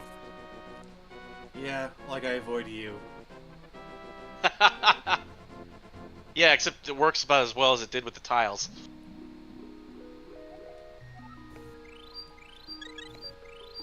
Why? Alright, what's Lug's last comment? He says, "One of us? Am I a freak?" Yes. Yes. You're a freak on a leash. Now where's my 7-string guitar? A little more obscure reference, but it smells like a freak show here. I thought it smelled like Team Spirit. Ah.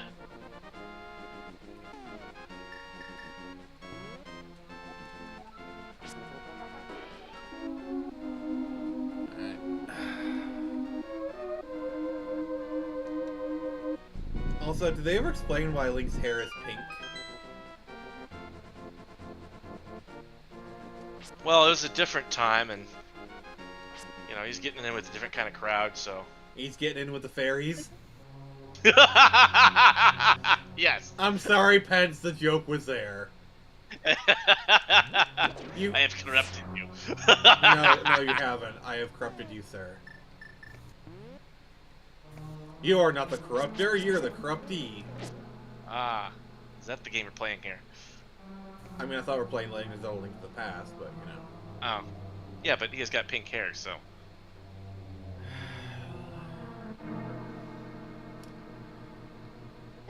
Hey, Pence, would you like to play a game? It's called the Quiet Game. In fact, No, the rules are simple. I know The rules are simple. If you talk, you lose. Everyone else can talk, but you can't. Mom tried to play that game with me. She I left me in the marketplace. I love doing that. Let's play the Quiet Game. I immediately say, I lose! And everyone just likes, oh god. Like, it has been attempted. I immediately say, I lose. because I know the game. You know, I know the actual game. It's the Yeah. let's shut this person up. Yeah.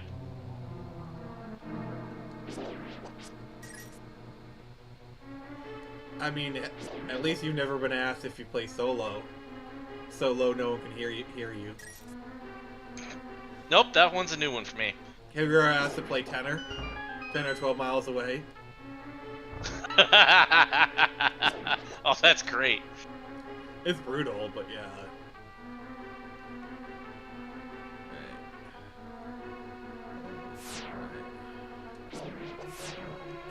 Oh god, No.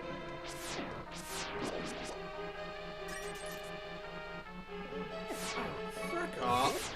Oh my god! Damn. I had to use one of my fairies. That's...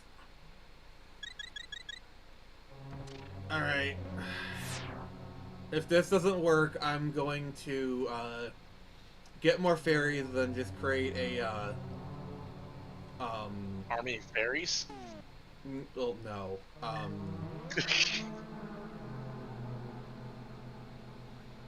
gonna create a, save state before I enter. Ah. So I don't have to do that whole trek again.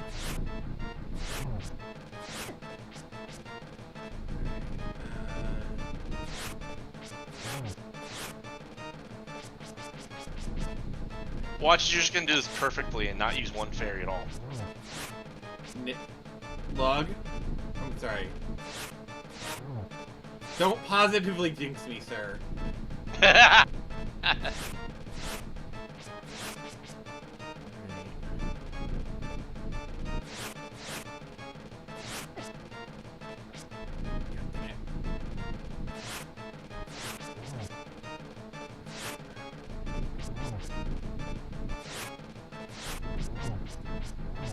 Got 2 hits in. Alright, what's Lux saying though? He said the only winning move is not to play. Yeah, but then we won't have a stream, then you won't be able to harass me. I think he's referring to the silent game mode. Oh.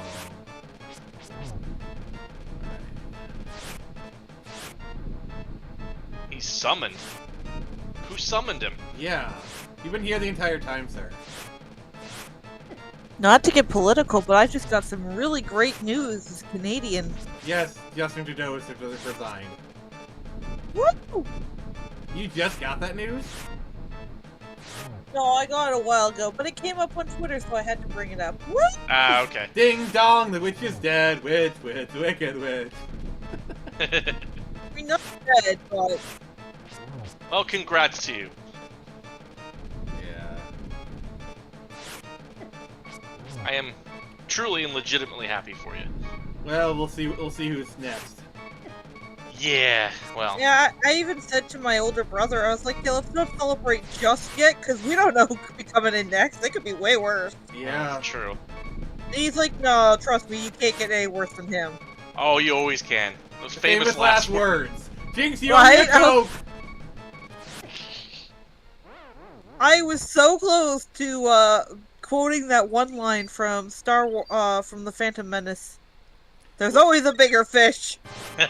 Oh god, yes. Yes, grumpy gamer.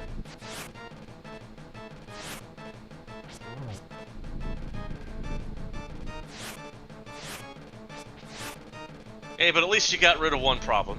You can cross your fingers and hope it works out. Yeah.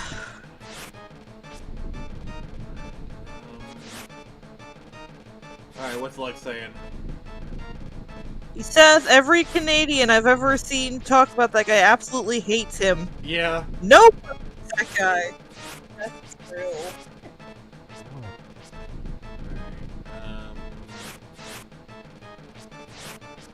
Kind of funny that Link's hair in the game is like pinkish purple, when his hair in like official art is always like that sandy blonde. We were just talking about that. Boom shakalaka! I wasn't Nice. paying attention, but then I noticed it and I I was know. like, hey, wait. It's okay, I just used it as a moment to piss off Nick, so. Why? Why? Because it is fun. It's such a weird choice though, because like in all of the official art, his hair is a sandy blonde, and then in the actual game itself, Maybe they just thought it looked like a sandy blonde when they're making it. It just kind of didn't work out. No. someone was colorblind. That was that's There you exactly go. what I thought.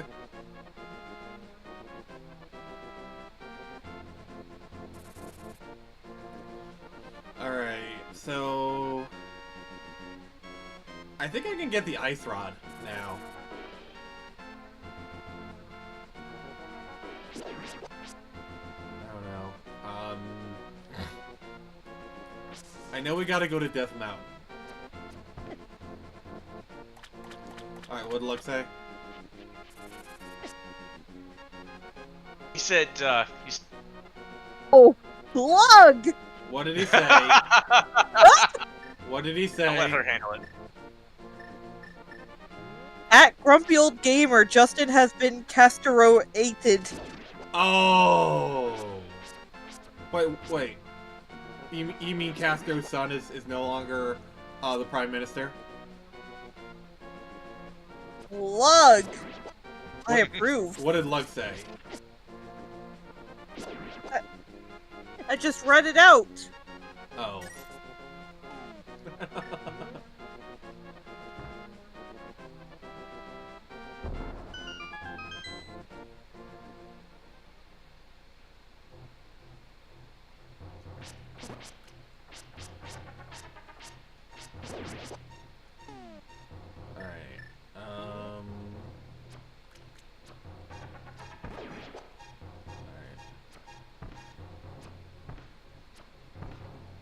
Come on, Try hitting. Yeah, I'm trying, sir.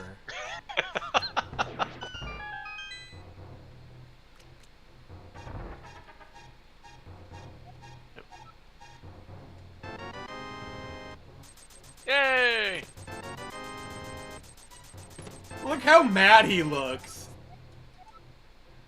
Look how mad he looks. Yeah. He's like, bro, I just gave you some rupees. Alright. Rob him blind, why don't you? I mean... Is it really robbery if you're robbing from a robber? At least you didn't break his pots. Oh. Yeah, that would be way worse. So, one thing I've always wanted to do is, if I ever cosplay as Link, I want to go to a pottery barn, Oh no.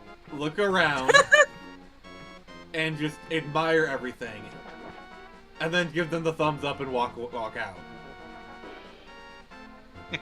The troll is them like, oh god, it's a Link cosplayer. Like you know, like they just know. Like they, you know what I'm saying? Yeah. The troll is that I don't do anything. You know what I'm saying? Like that. Yeah. Watch as you get a bunch of old people that don't know what Link is. Oh god. I avoided those nights. Good job. And stepped on a landmine. Pretty much. Alright. We've got to head north. There we go.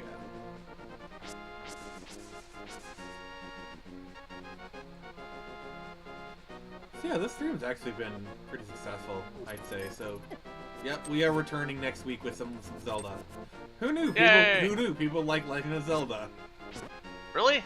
That's a strange, obscure thing for people to enjoy. I mean, yeah. I thought I was the only one.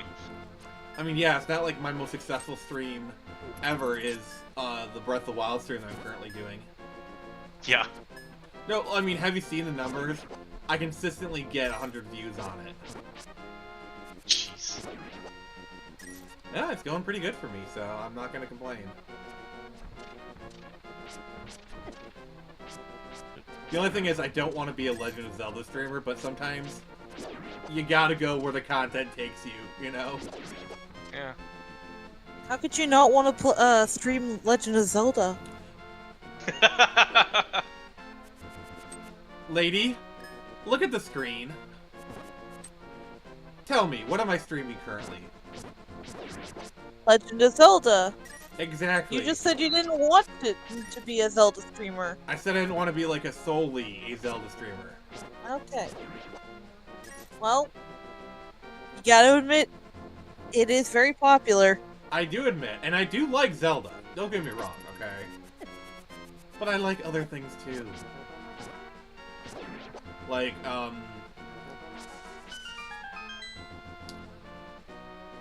so since the fall, so one thing I've been thinking about is, since the second season of the Fallout show is gonna be in New Vegas, I kind of have to try to stream New Vegas again.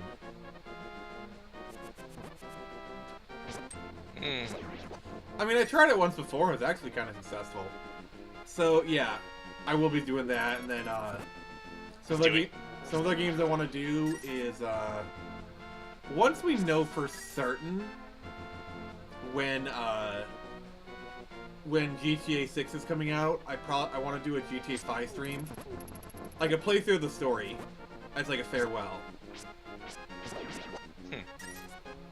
I don't know, I think that would be a good time to do it. That's true. Yeah. Nix, is there any games you've been wanting me to stream? Not particularly. Apparently, Lug wants you to stream Darksiders. Ooh. I don't own it, but I have somewhere to buy it for me, then maybe. Oh, I do stream Zelda Lug. I'm just kind of taking a small hiatus until certain home life things improve. Yeah, what's Grumpy saying?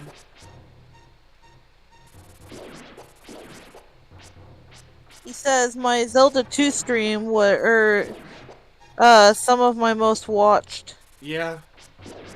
Because a lot of people are just like, someone's actually playing Zelda 2? The madman!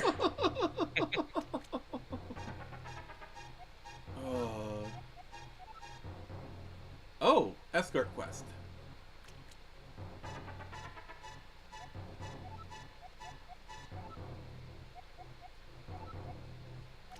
At one point, I was gonna do Ocarina of Time PC port, but it was just a little bit too glitchy to work. If I were to do an Ocarina of Time stream, I'd probably do the N64 version emulated. Right.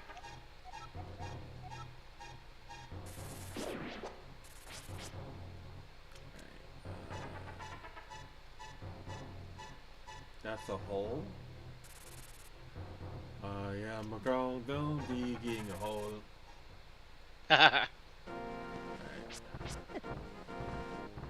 Pop away temporarily. What? I gotta go for Oh. a moment. For a moment? Okay. Oh, the magic mirror. I love the moments here you got. A rock's falling right on your head as you're picking that up. Well, it looked like it was about to. Yeah.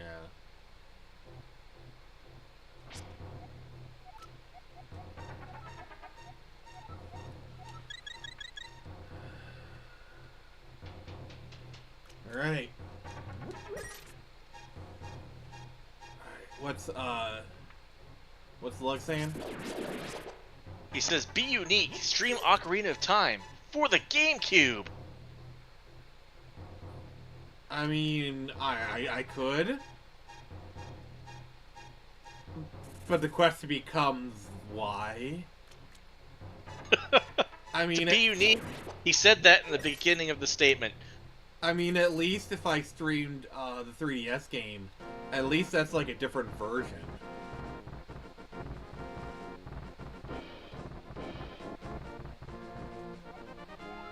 This cave leads to the path back to Kakariko Village. Okay. Not doing that.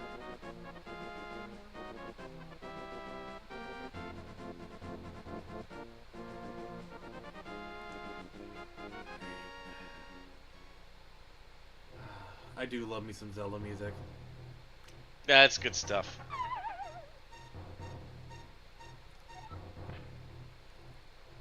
Oh.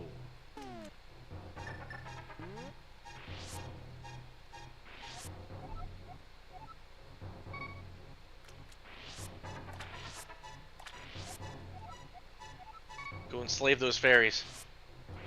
Bind Yes. them to your will. I mean, we're not really in the darkness, but yeah, this'll do.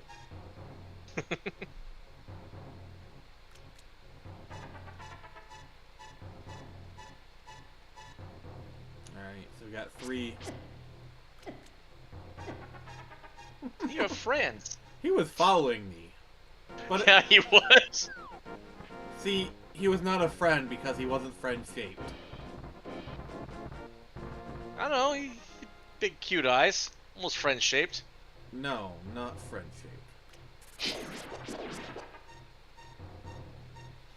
Just tell me what Lug's saying. He says either Gold Cart Ocarina of Time 1.0 or Master Quest on GameCube. There's no in between. Oh god. Probably. Alright, need the hook shot for that.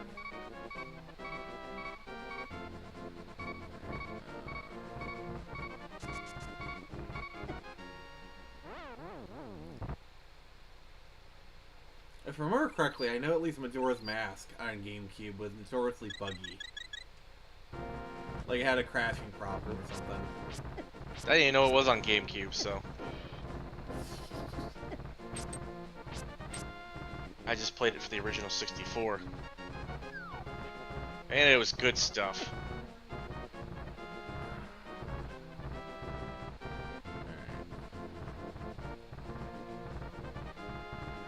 Actually never played Ocarina of Time, I just skipped straight to Majora's Mask. Why? I don't know, never got a chance to play Ocarina of Time. That's weird. It is a bit weird. I That is mean, how I've my never life goes, beaten Ocarina of Time. I've played it. I keep getting stuck in Jabu Jabu's belly. Well, I've been recently playing Ocarina of Time to kind of catch up on that, but Oh no, I'm a pink bunny rabbit. maybe that's why his hair is pink.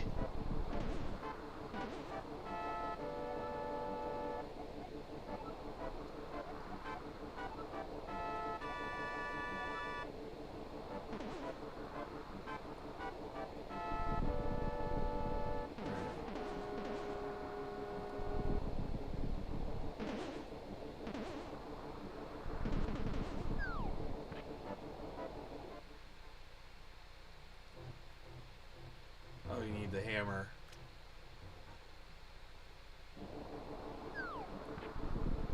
What you're saying is it's hammer time.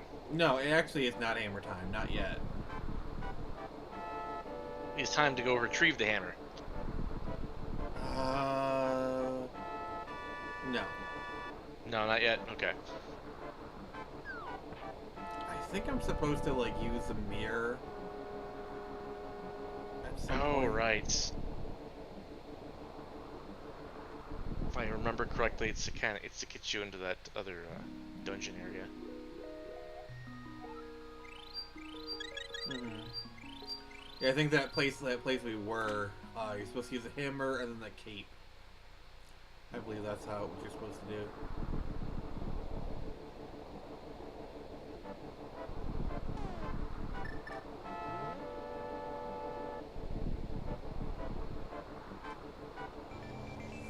Wait. If you're supposed to use the hammer as a bunny, does that make you Peter Cottontail? Pence!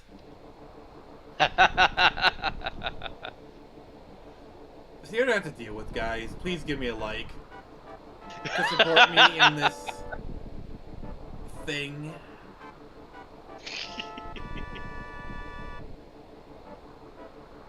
Do it for his mental health, because otherwise he's gonna go crazy with me around.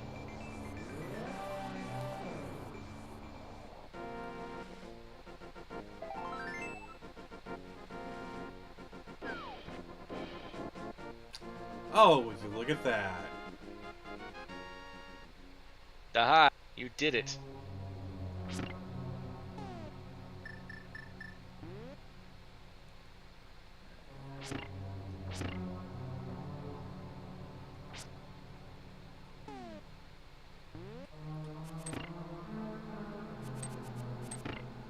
Alright, let's do it Oh, properly. this area.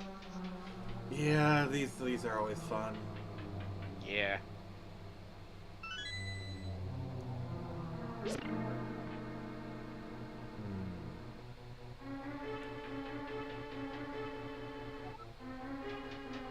So which Zelda games have you played, Pence? Well, played this one. Played Link's Awakening. You I played Majora's Mask. I missed Wind Waker somehow. I never had a GameCube. Well, actually, I did have a GameCube.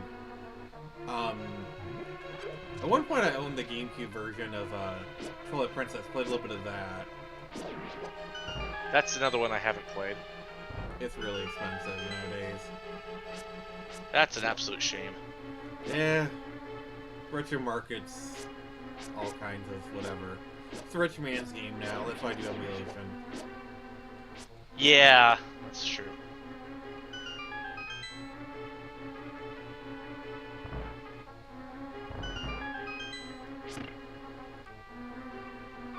Personally, I think retro games are a bit inflated, but you know, They can be, yeah. can be.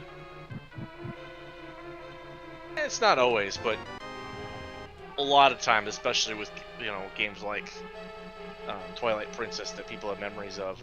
I mean, they definitely were for COVID. They've come down a little bit, but game prices are still like insane.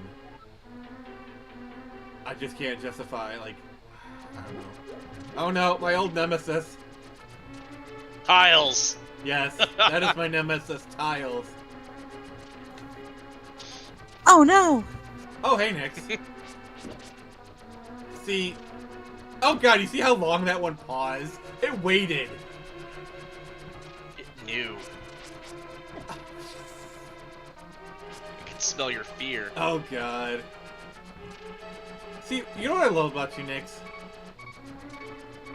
I have great timing. A Nix is never late. Nor is she early. She always arrives precisely when she means to.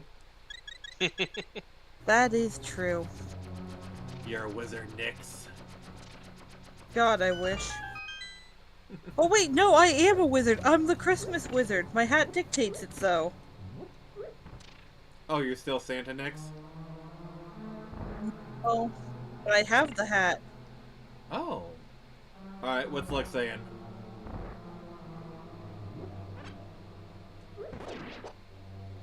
It says Nick versus Kyle. Kyle the Tile. A battle for the ages. Tonight at 8 on Fox. Alright. Oh, got the master key. That's cool. I kind of like the design of these dungeons where you had to find the big key, and then that unlocks like the chest item and whatnot. I kind of like that because in a lot of other Zeldas, like the boss key is like the last thing you need to do before you find before you fight the boss. Right.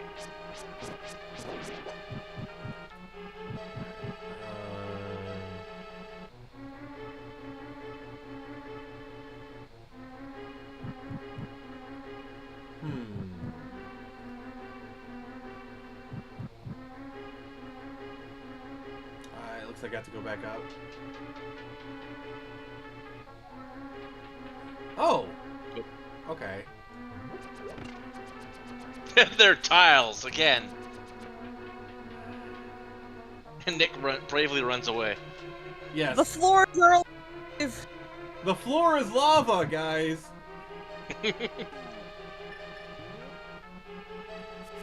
I didn't know lava could shoot up and hit you.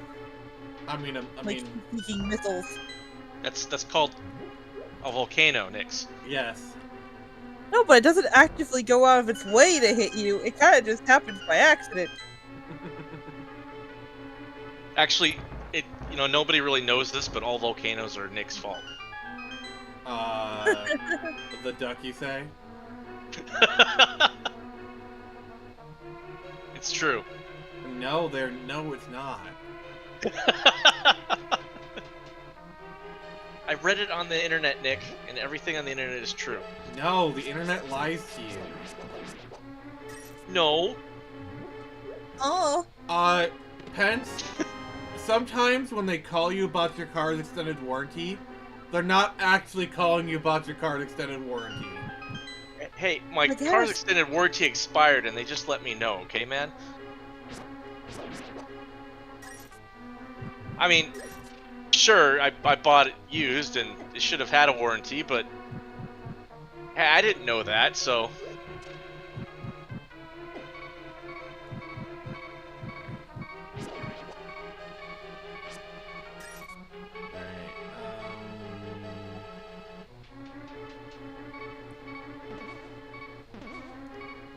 Oh, God. Oh, it was fun. This area of fun, just because the enemies are over there killing themselves by bumping into the bumpers. And I died. And then you died. I died in... Oh, no I didn't. Screw you, Pence. Screw you! I live. Alright,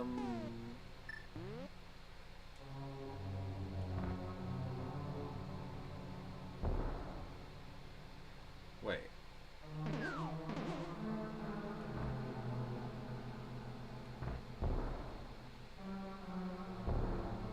Wait.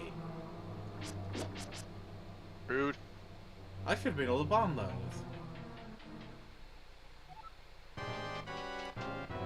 Oh. God. I remember this one. This is literally the first boss of Link's Awakening.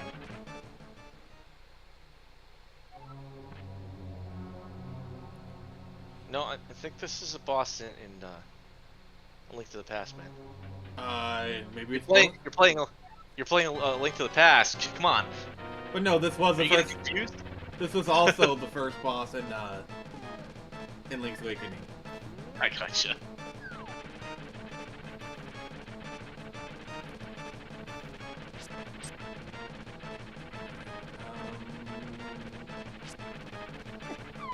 What the? Come on.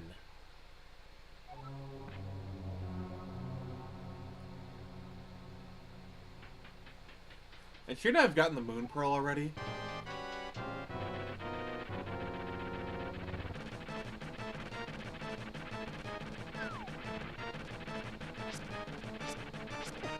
What the? Come on! So I don't like about certain bosses like this. Like one kick and they knock you. oh yeah, he is notorious for that bullshit.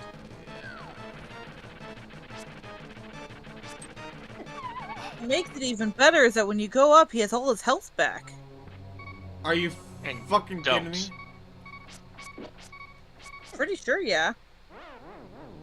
Alright, I'm just gonna die and save.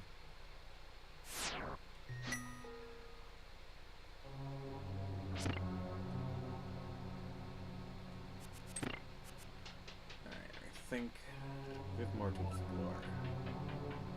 Alright, what's Grumpy Gamer saying? He says, try hitting him more than he hits you. Might work. So you want me to do the Doom strategy of hit it till it dies? Yeah.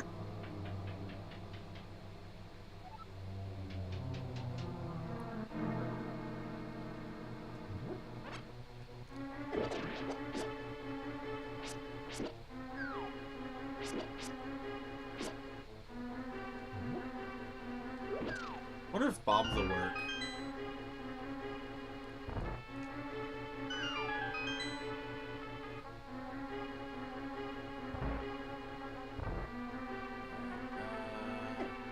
Oh, look her Doom. Yes, yes, yes, Lug, you are doomed. He did.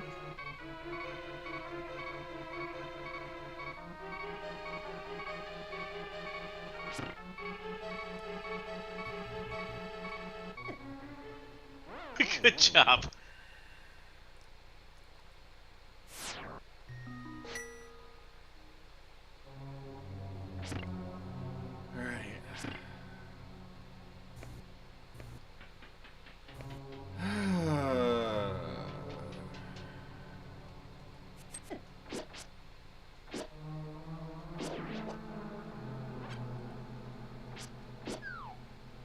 Okay.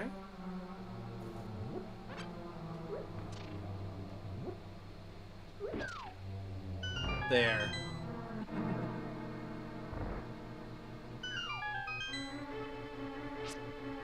That bit's always fun. Unless that happens. Pence.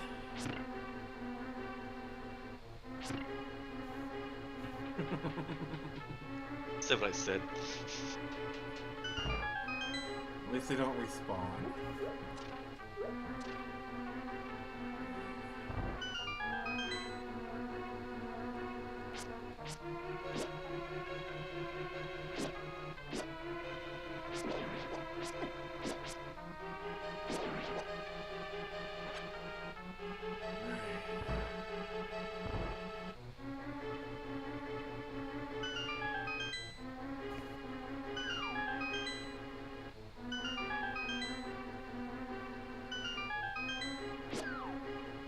Alright.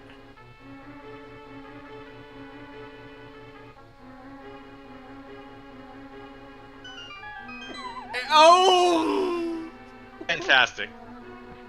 Oh, God. This is lovely.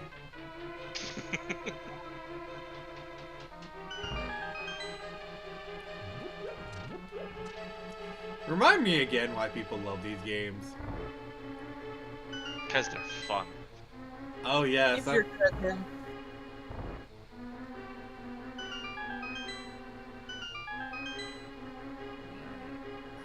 Sneak past that one.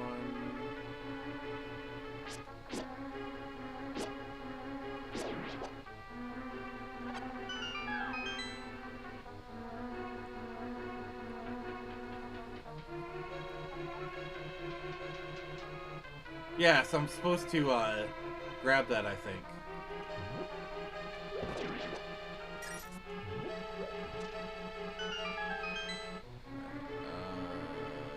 Sure are.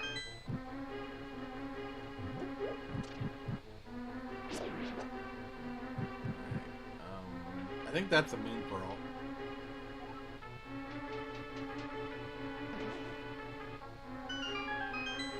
I think you have to fall in a certain hole to get there.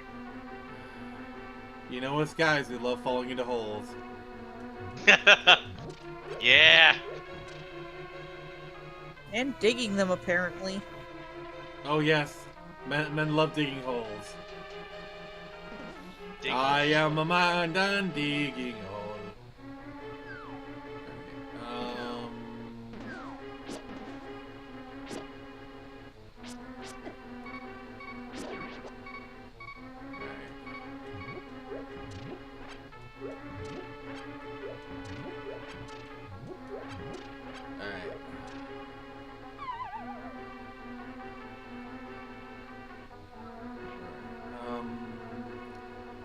Probably the one that's, well, Let's just, maybe that top one there? Or that one. Right there. I'm thinking maybe. Alright. Oh yeah. Alright, we got the moon pearl. Oh.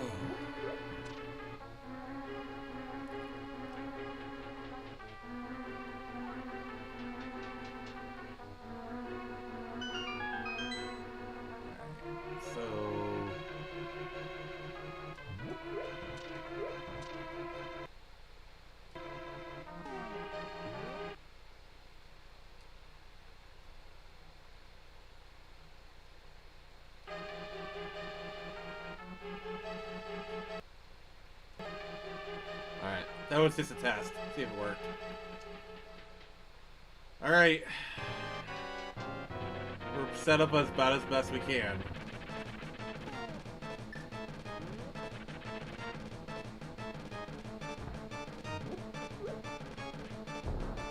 Huh.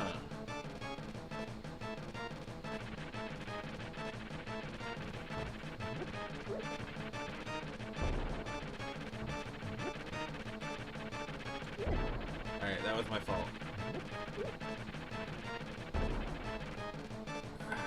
I'd have to get really lucky for that strategy to work. Yeah. It's technically doable. And his health recharges every time, right? That's what she had said. She's gotta make sure your health recharges every time, too. Yeah, I do have a save state, so that'll help. That's true. How many times I gotta hit it? That's a good question. I would assume like 3 or 4, considering that's usually how it goes for Zelda bosses. Yeah. There's 4.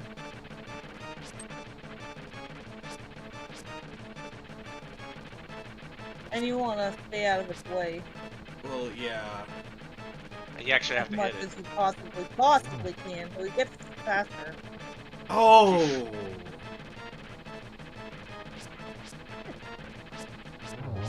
Oh!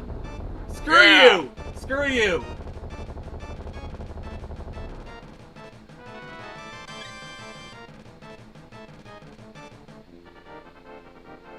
Alright, you want we got about 15 minutes left. You wanna go face down Aghanim? Who's a what does? The wizard. Oh. Oh, Do I gotta go Lost Woods. Oh, okay. We'll do that then. Alright, I will. First, I want to see what's over here.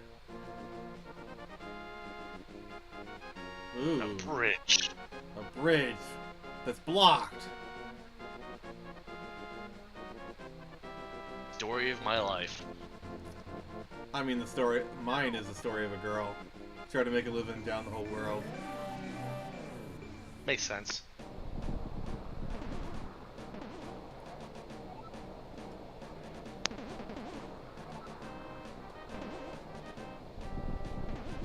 One thing, if you go in Kakariko Village, you'll actually meet somebody who says, like, their son went off in search of the Golden Power. And you actually meet them up there. It's actually kind of sad. Who was the son? I think it was the Blob Boy, I believe. Or maybe the other person, I don't know. The blob that's getting kicked around up there? Don't judge me, Nix.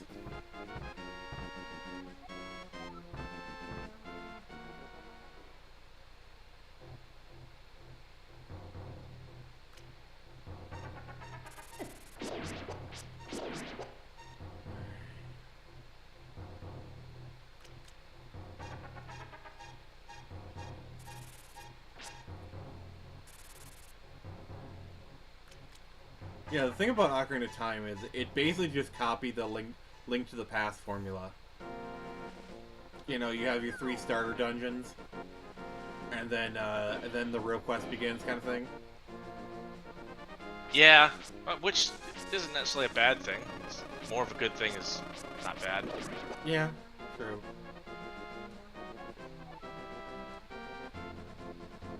Alright. Oh, what's in here?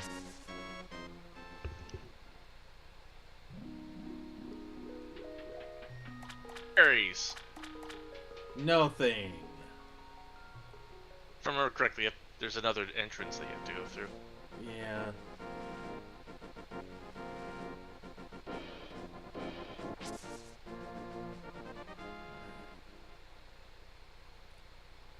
Oh! It took us right to the Lost Woods. Yay! And I love how they have, like... The fake Master Swords? Yeah. It's always fun. Yeah.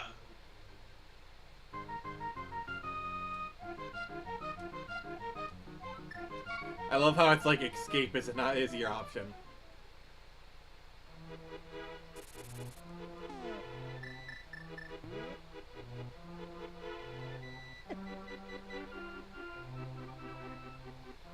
I love the layering effects they got going on here. It's really good. Yeah. It looks pretty cool. You got a mushroom. Oh yeah, that's for later. That's for the witch. Yep. Like them mushrooms.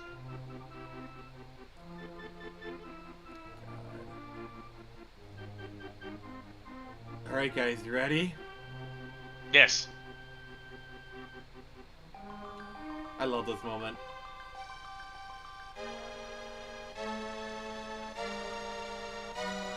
Huzzah!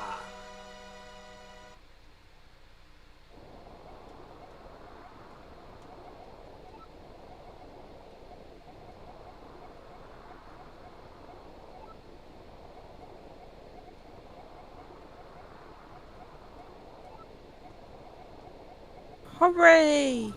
You know, I do find it interesting how Breath of the Wild kind of added context to the whole Master Sword and the pedestal thing, like it needs to recharge.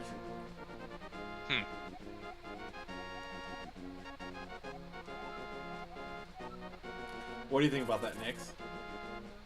Yeah, I mean, it makes sense.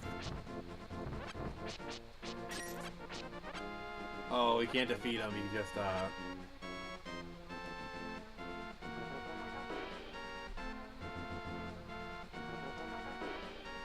And what about, like, the power over time is weakened kind of thing?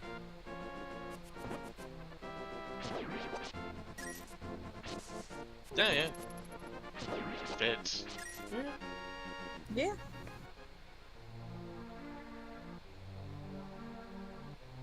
Alright, so... Let's, Have you moved the statue yet? No, I don't have the Middle? ocarina. Oh. Yeah. We can get that next stream. Yep.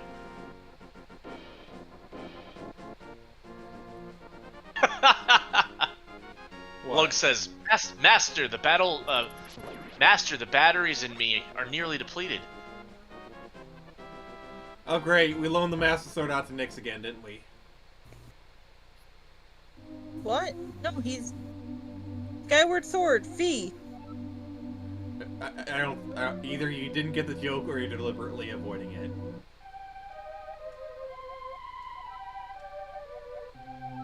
I'm deliberately avoiding it. Fair enough. Also, one thing I do appreciate about the Legend of Zelda series, they're not afraid to show death. But yeah, they are. Like, So not afraid. like, that moment from Ocarina of Time. He's not moving anymore.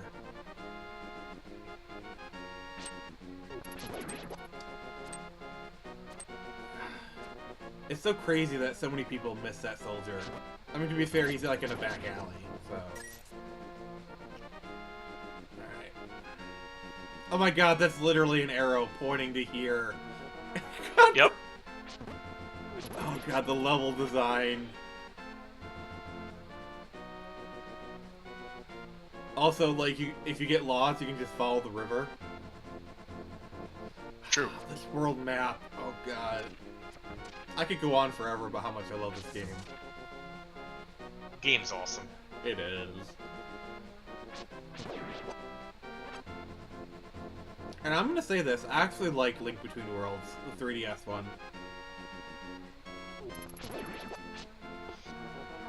It was pretty good.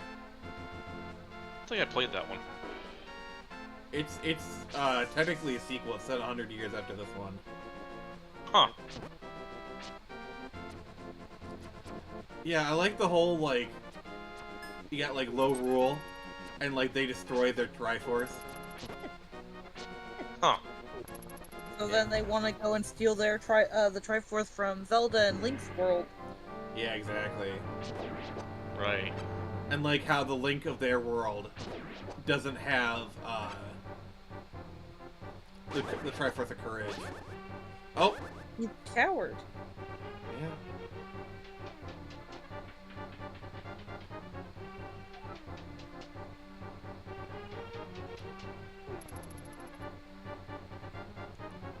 I also love how the game just has Majora's Mask just hanging on a wall. They don't even bother to explain it. I don't need to. Wait, which game has that? Link Between Worlds. Huh. I think it's in Link's house too. Interesting.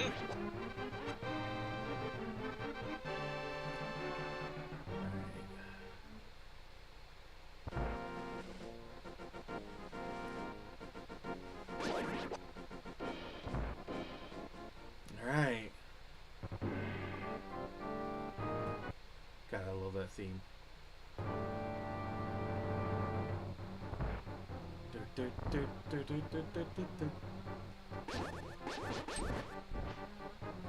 Epic. It's like a more armored version of the guy you fought before. Yep.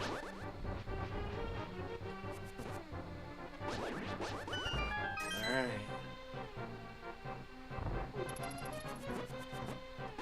Kill. Die, monster! Oh yeah, I gotta do a Symphony of the Night playthrough at some point. Probably do that around Halloween this year.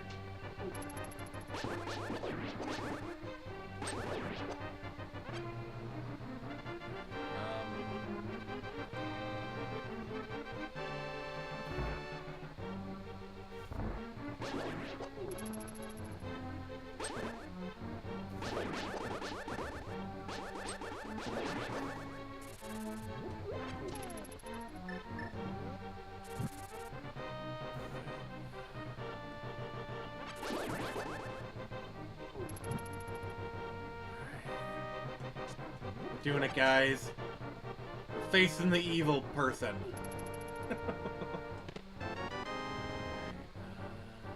Yeah, kill the evil. I mean, I wish I could. I'd rather just kill the rabbit, but you know. No one under 30 gets that reference. I'm under 30 and I understood it. Oh.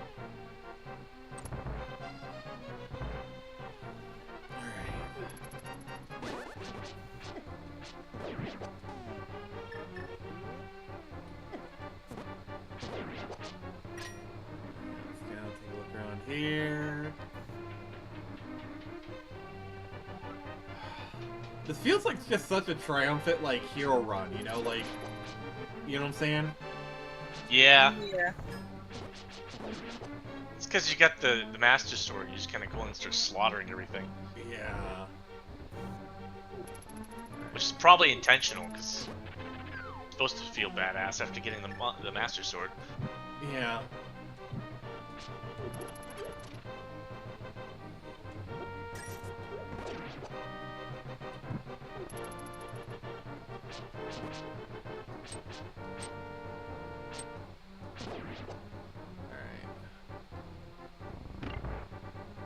I don't know if I did anything right, but we'll see.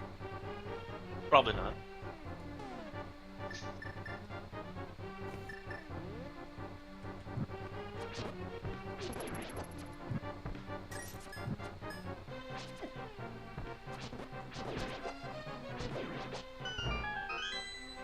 Okay. I stand corrected.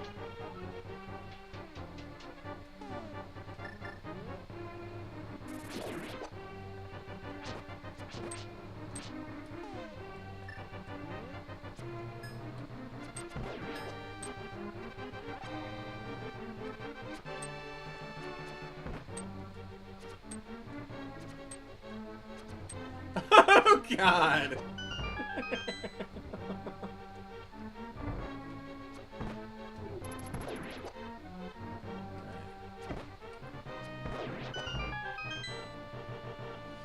Okay.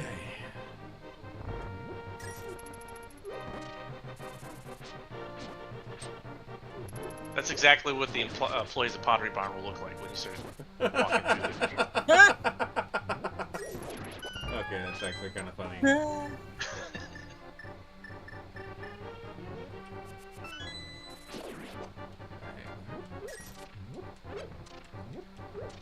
Yep, I was looking for some hearts. Like, yeah. honestly, the Aghanim fight is really easy. Once you know the bug catching net trick. The bug catching net trick? Wait, you don't know about that? Probably not. It's either it's been a while or I never knew it, but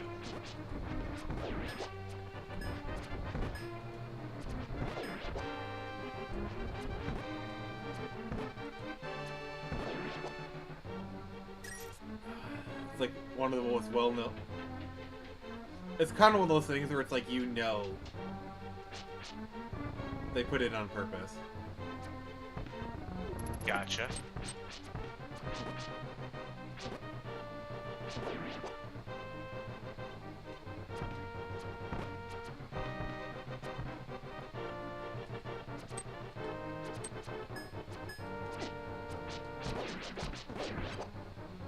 Alright. You know, Link has to be like terrifying to those guys at that moment. He's just sitting there Yeah. like shooting all their arrows, and then he just charges forward with the Master Sword. It's the veritable oh fuck moment. Yeah. Pretty much.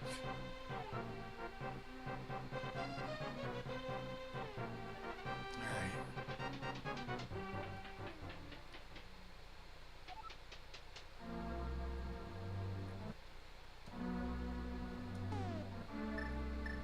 Alright, guys. Do it. Do it! Oh no, he's doing his magic hand thing. He's waving his hands. That's exactly what I do whenever I'm in front of a automatic door.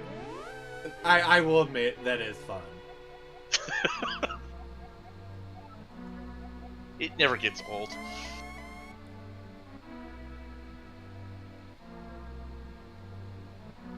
So I'm assuming he went behind the curtain?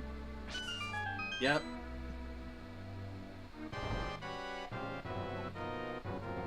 Don't pay no attention to the man behind the curtain.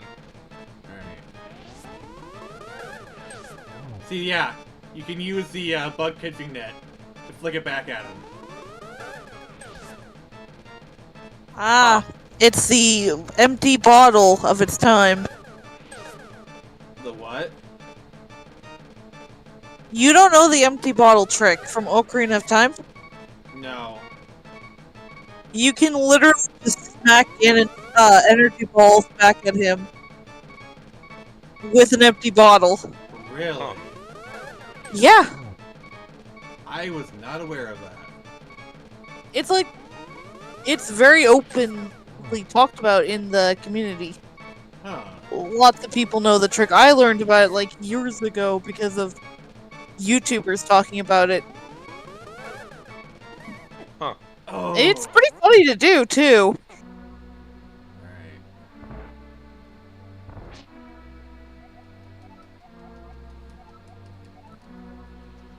Okay.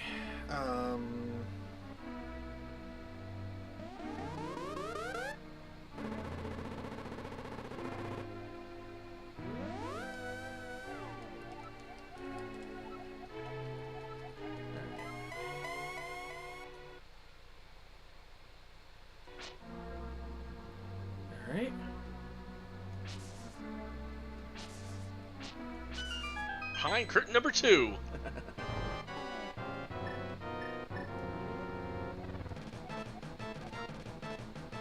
So I gotta watch out what type of beans he uses. So wait.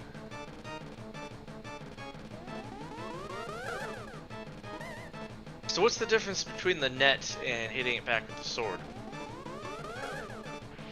I don't think you can hit it back with the sword. Sure you can.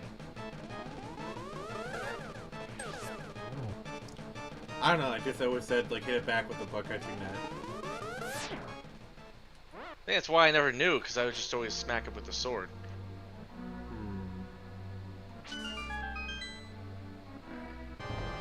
So when he goes to the front like that, that's when he does the lightning. Okay.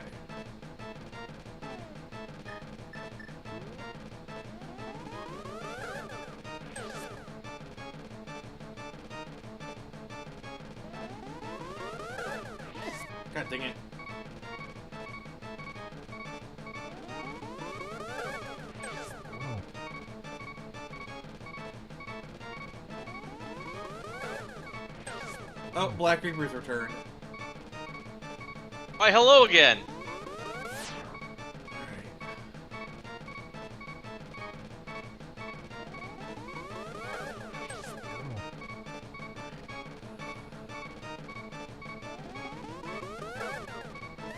Oh, okay, gotcha.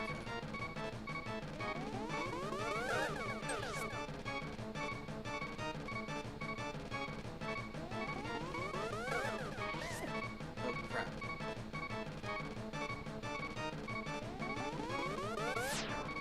Alright.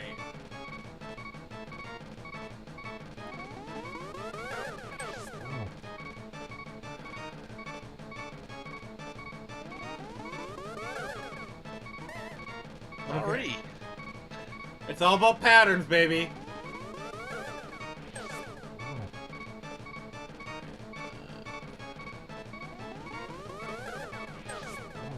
Oh! We did it, guys! We beat the game! We beat the game! Wait, what? What? We didn't beat the game. That was just a bit, but yeah. Really? I thought you were being serious. I thought you didn't know. I mean, I'm Scotty, so I didn't know. Haha. Scotty doesn't know that Fiona.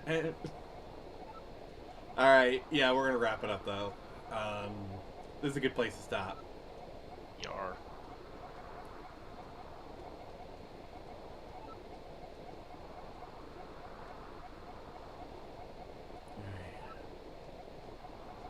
Full of you. It's so much text!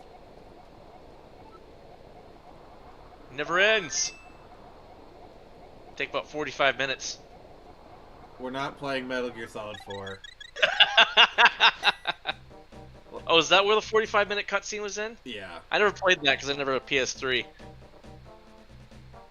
Alright, we're gonna wrap it up here. You guys got anything you want to show before we go? Yep. Nope. Alright, Pence, if you have any links you want to share, drop it in the, Discord chat and Nix will share it. And, Alright. You Yep. think I'd come prepared some days, but, you know. Yeah, one of these days, sir. One of these days. Yeah. But yeah, so I do have Shadows of the Arctic Tower that's going to be coming out at the beginning of this year. It's up on Amazon right now, so go ahead and go check that out. Yes, please check it out. It's a, for anyone who doesn't know, it's a dark fantasy, basically set in a world that's advanced to modern levels of technology. You follow Alessa, she goes to Asden to become a wizard, but ends up getting involved in a demonic conspiracy. A demonic conspiracy? No. Yeah. So yeah, go check that out. Alright. Nix, do you have a link to share? Alright. But yeah, so the stream is ending soon. It's just while these guys are doing it, I figured I'd boot up some Tetris while we're wrapping up. Yay! So, yeah. Thank you everyone for joining us. I do appreciate it. Join us on, Saturday? Friday. Well, yes, please join us on Saturday. Join us on, Friday. We're gonna be talking about positivity in, does it pay to be positive in indie comics? It's kind of a response to Elon Musk's, algorithm changes, otherwise known as his hissy fit. Yeah, I'm not really cool with that whole block button thing. What's the point of blocking if it doesn't block them? Yeah, feel free to talk about that on Friday. On Saturday, we're doing more Ocarina of Time. I mean, Wind Waker. Ah! I hate you, Pence! Pence! Damn you, Pence! My fault. Yes, Pence is the villain of this stream. To the wild. Breath of the Wild. Thank you, Nix. If Pence is the villain, Nix is the hero. So, As it was foretold. yes, in the sacred text. Otherwise, She'll have to get her bonk back so that she can defeat me. I mean, we all know Nick's got her groove back, so it's all good. But thank you, everybody. Thank you, Nix. Thank you, Shrone. Fuck you, Pence. And thank you guys for joining us. Black Rubik Kai, Ludwig, Grumpy Old Gamer. You guys are awesome. I love y'all. So, until we meet again, it's been Nick from the Phoenix Press, and remember,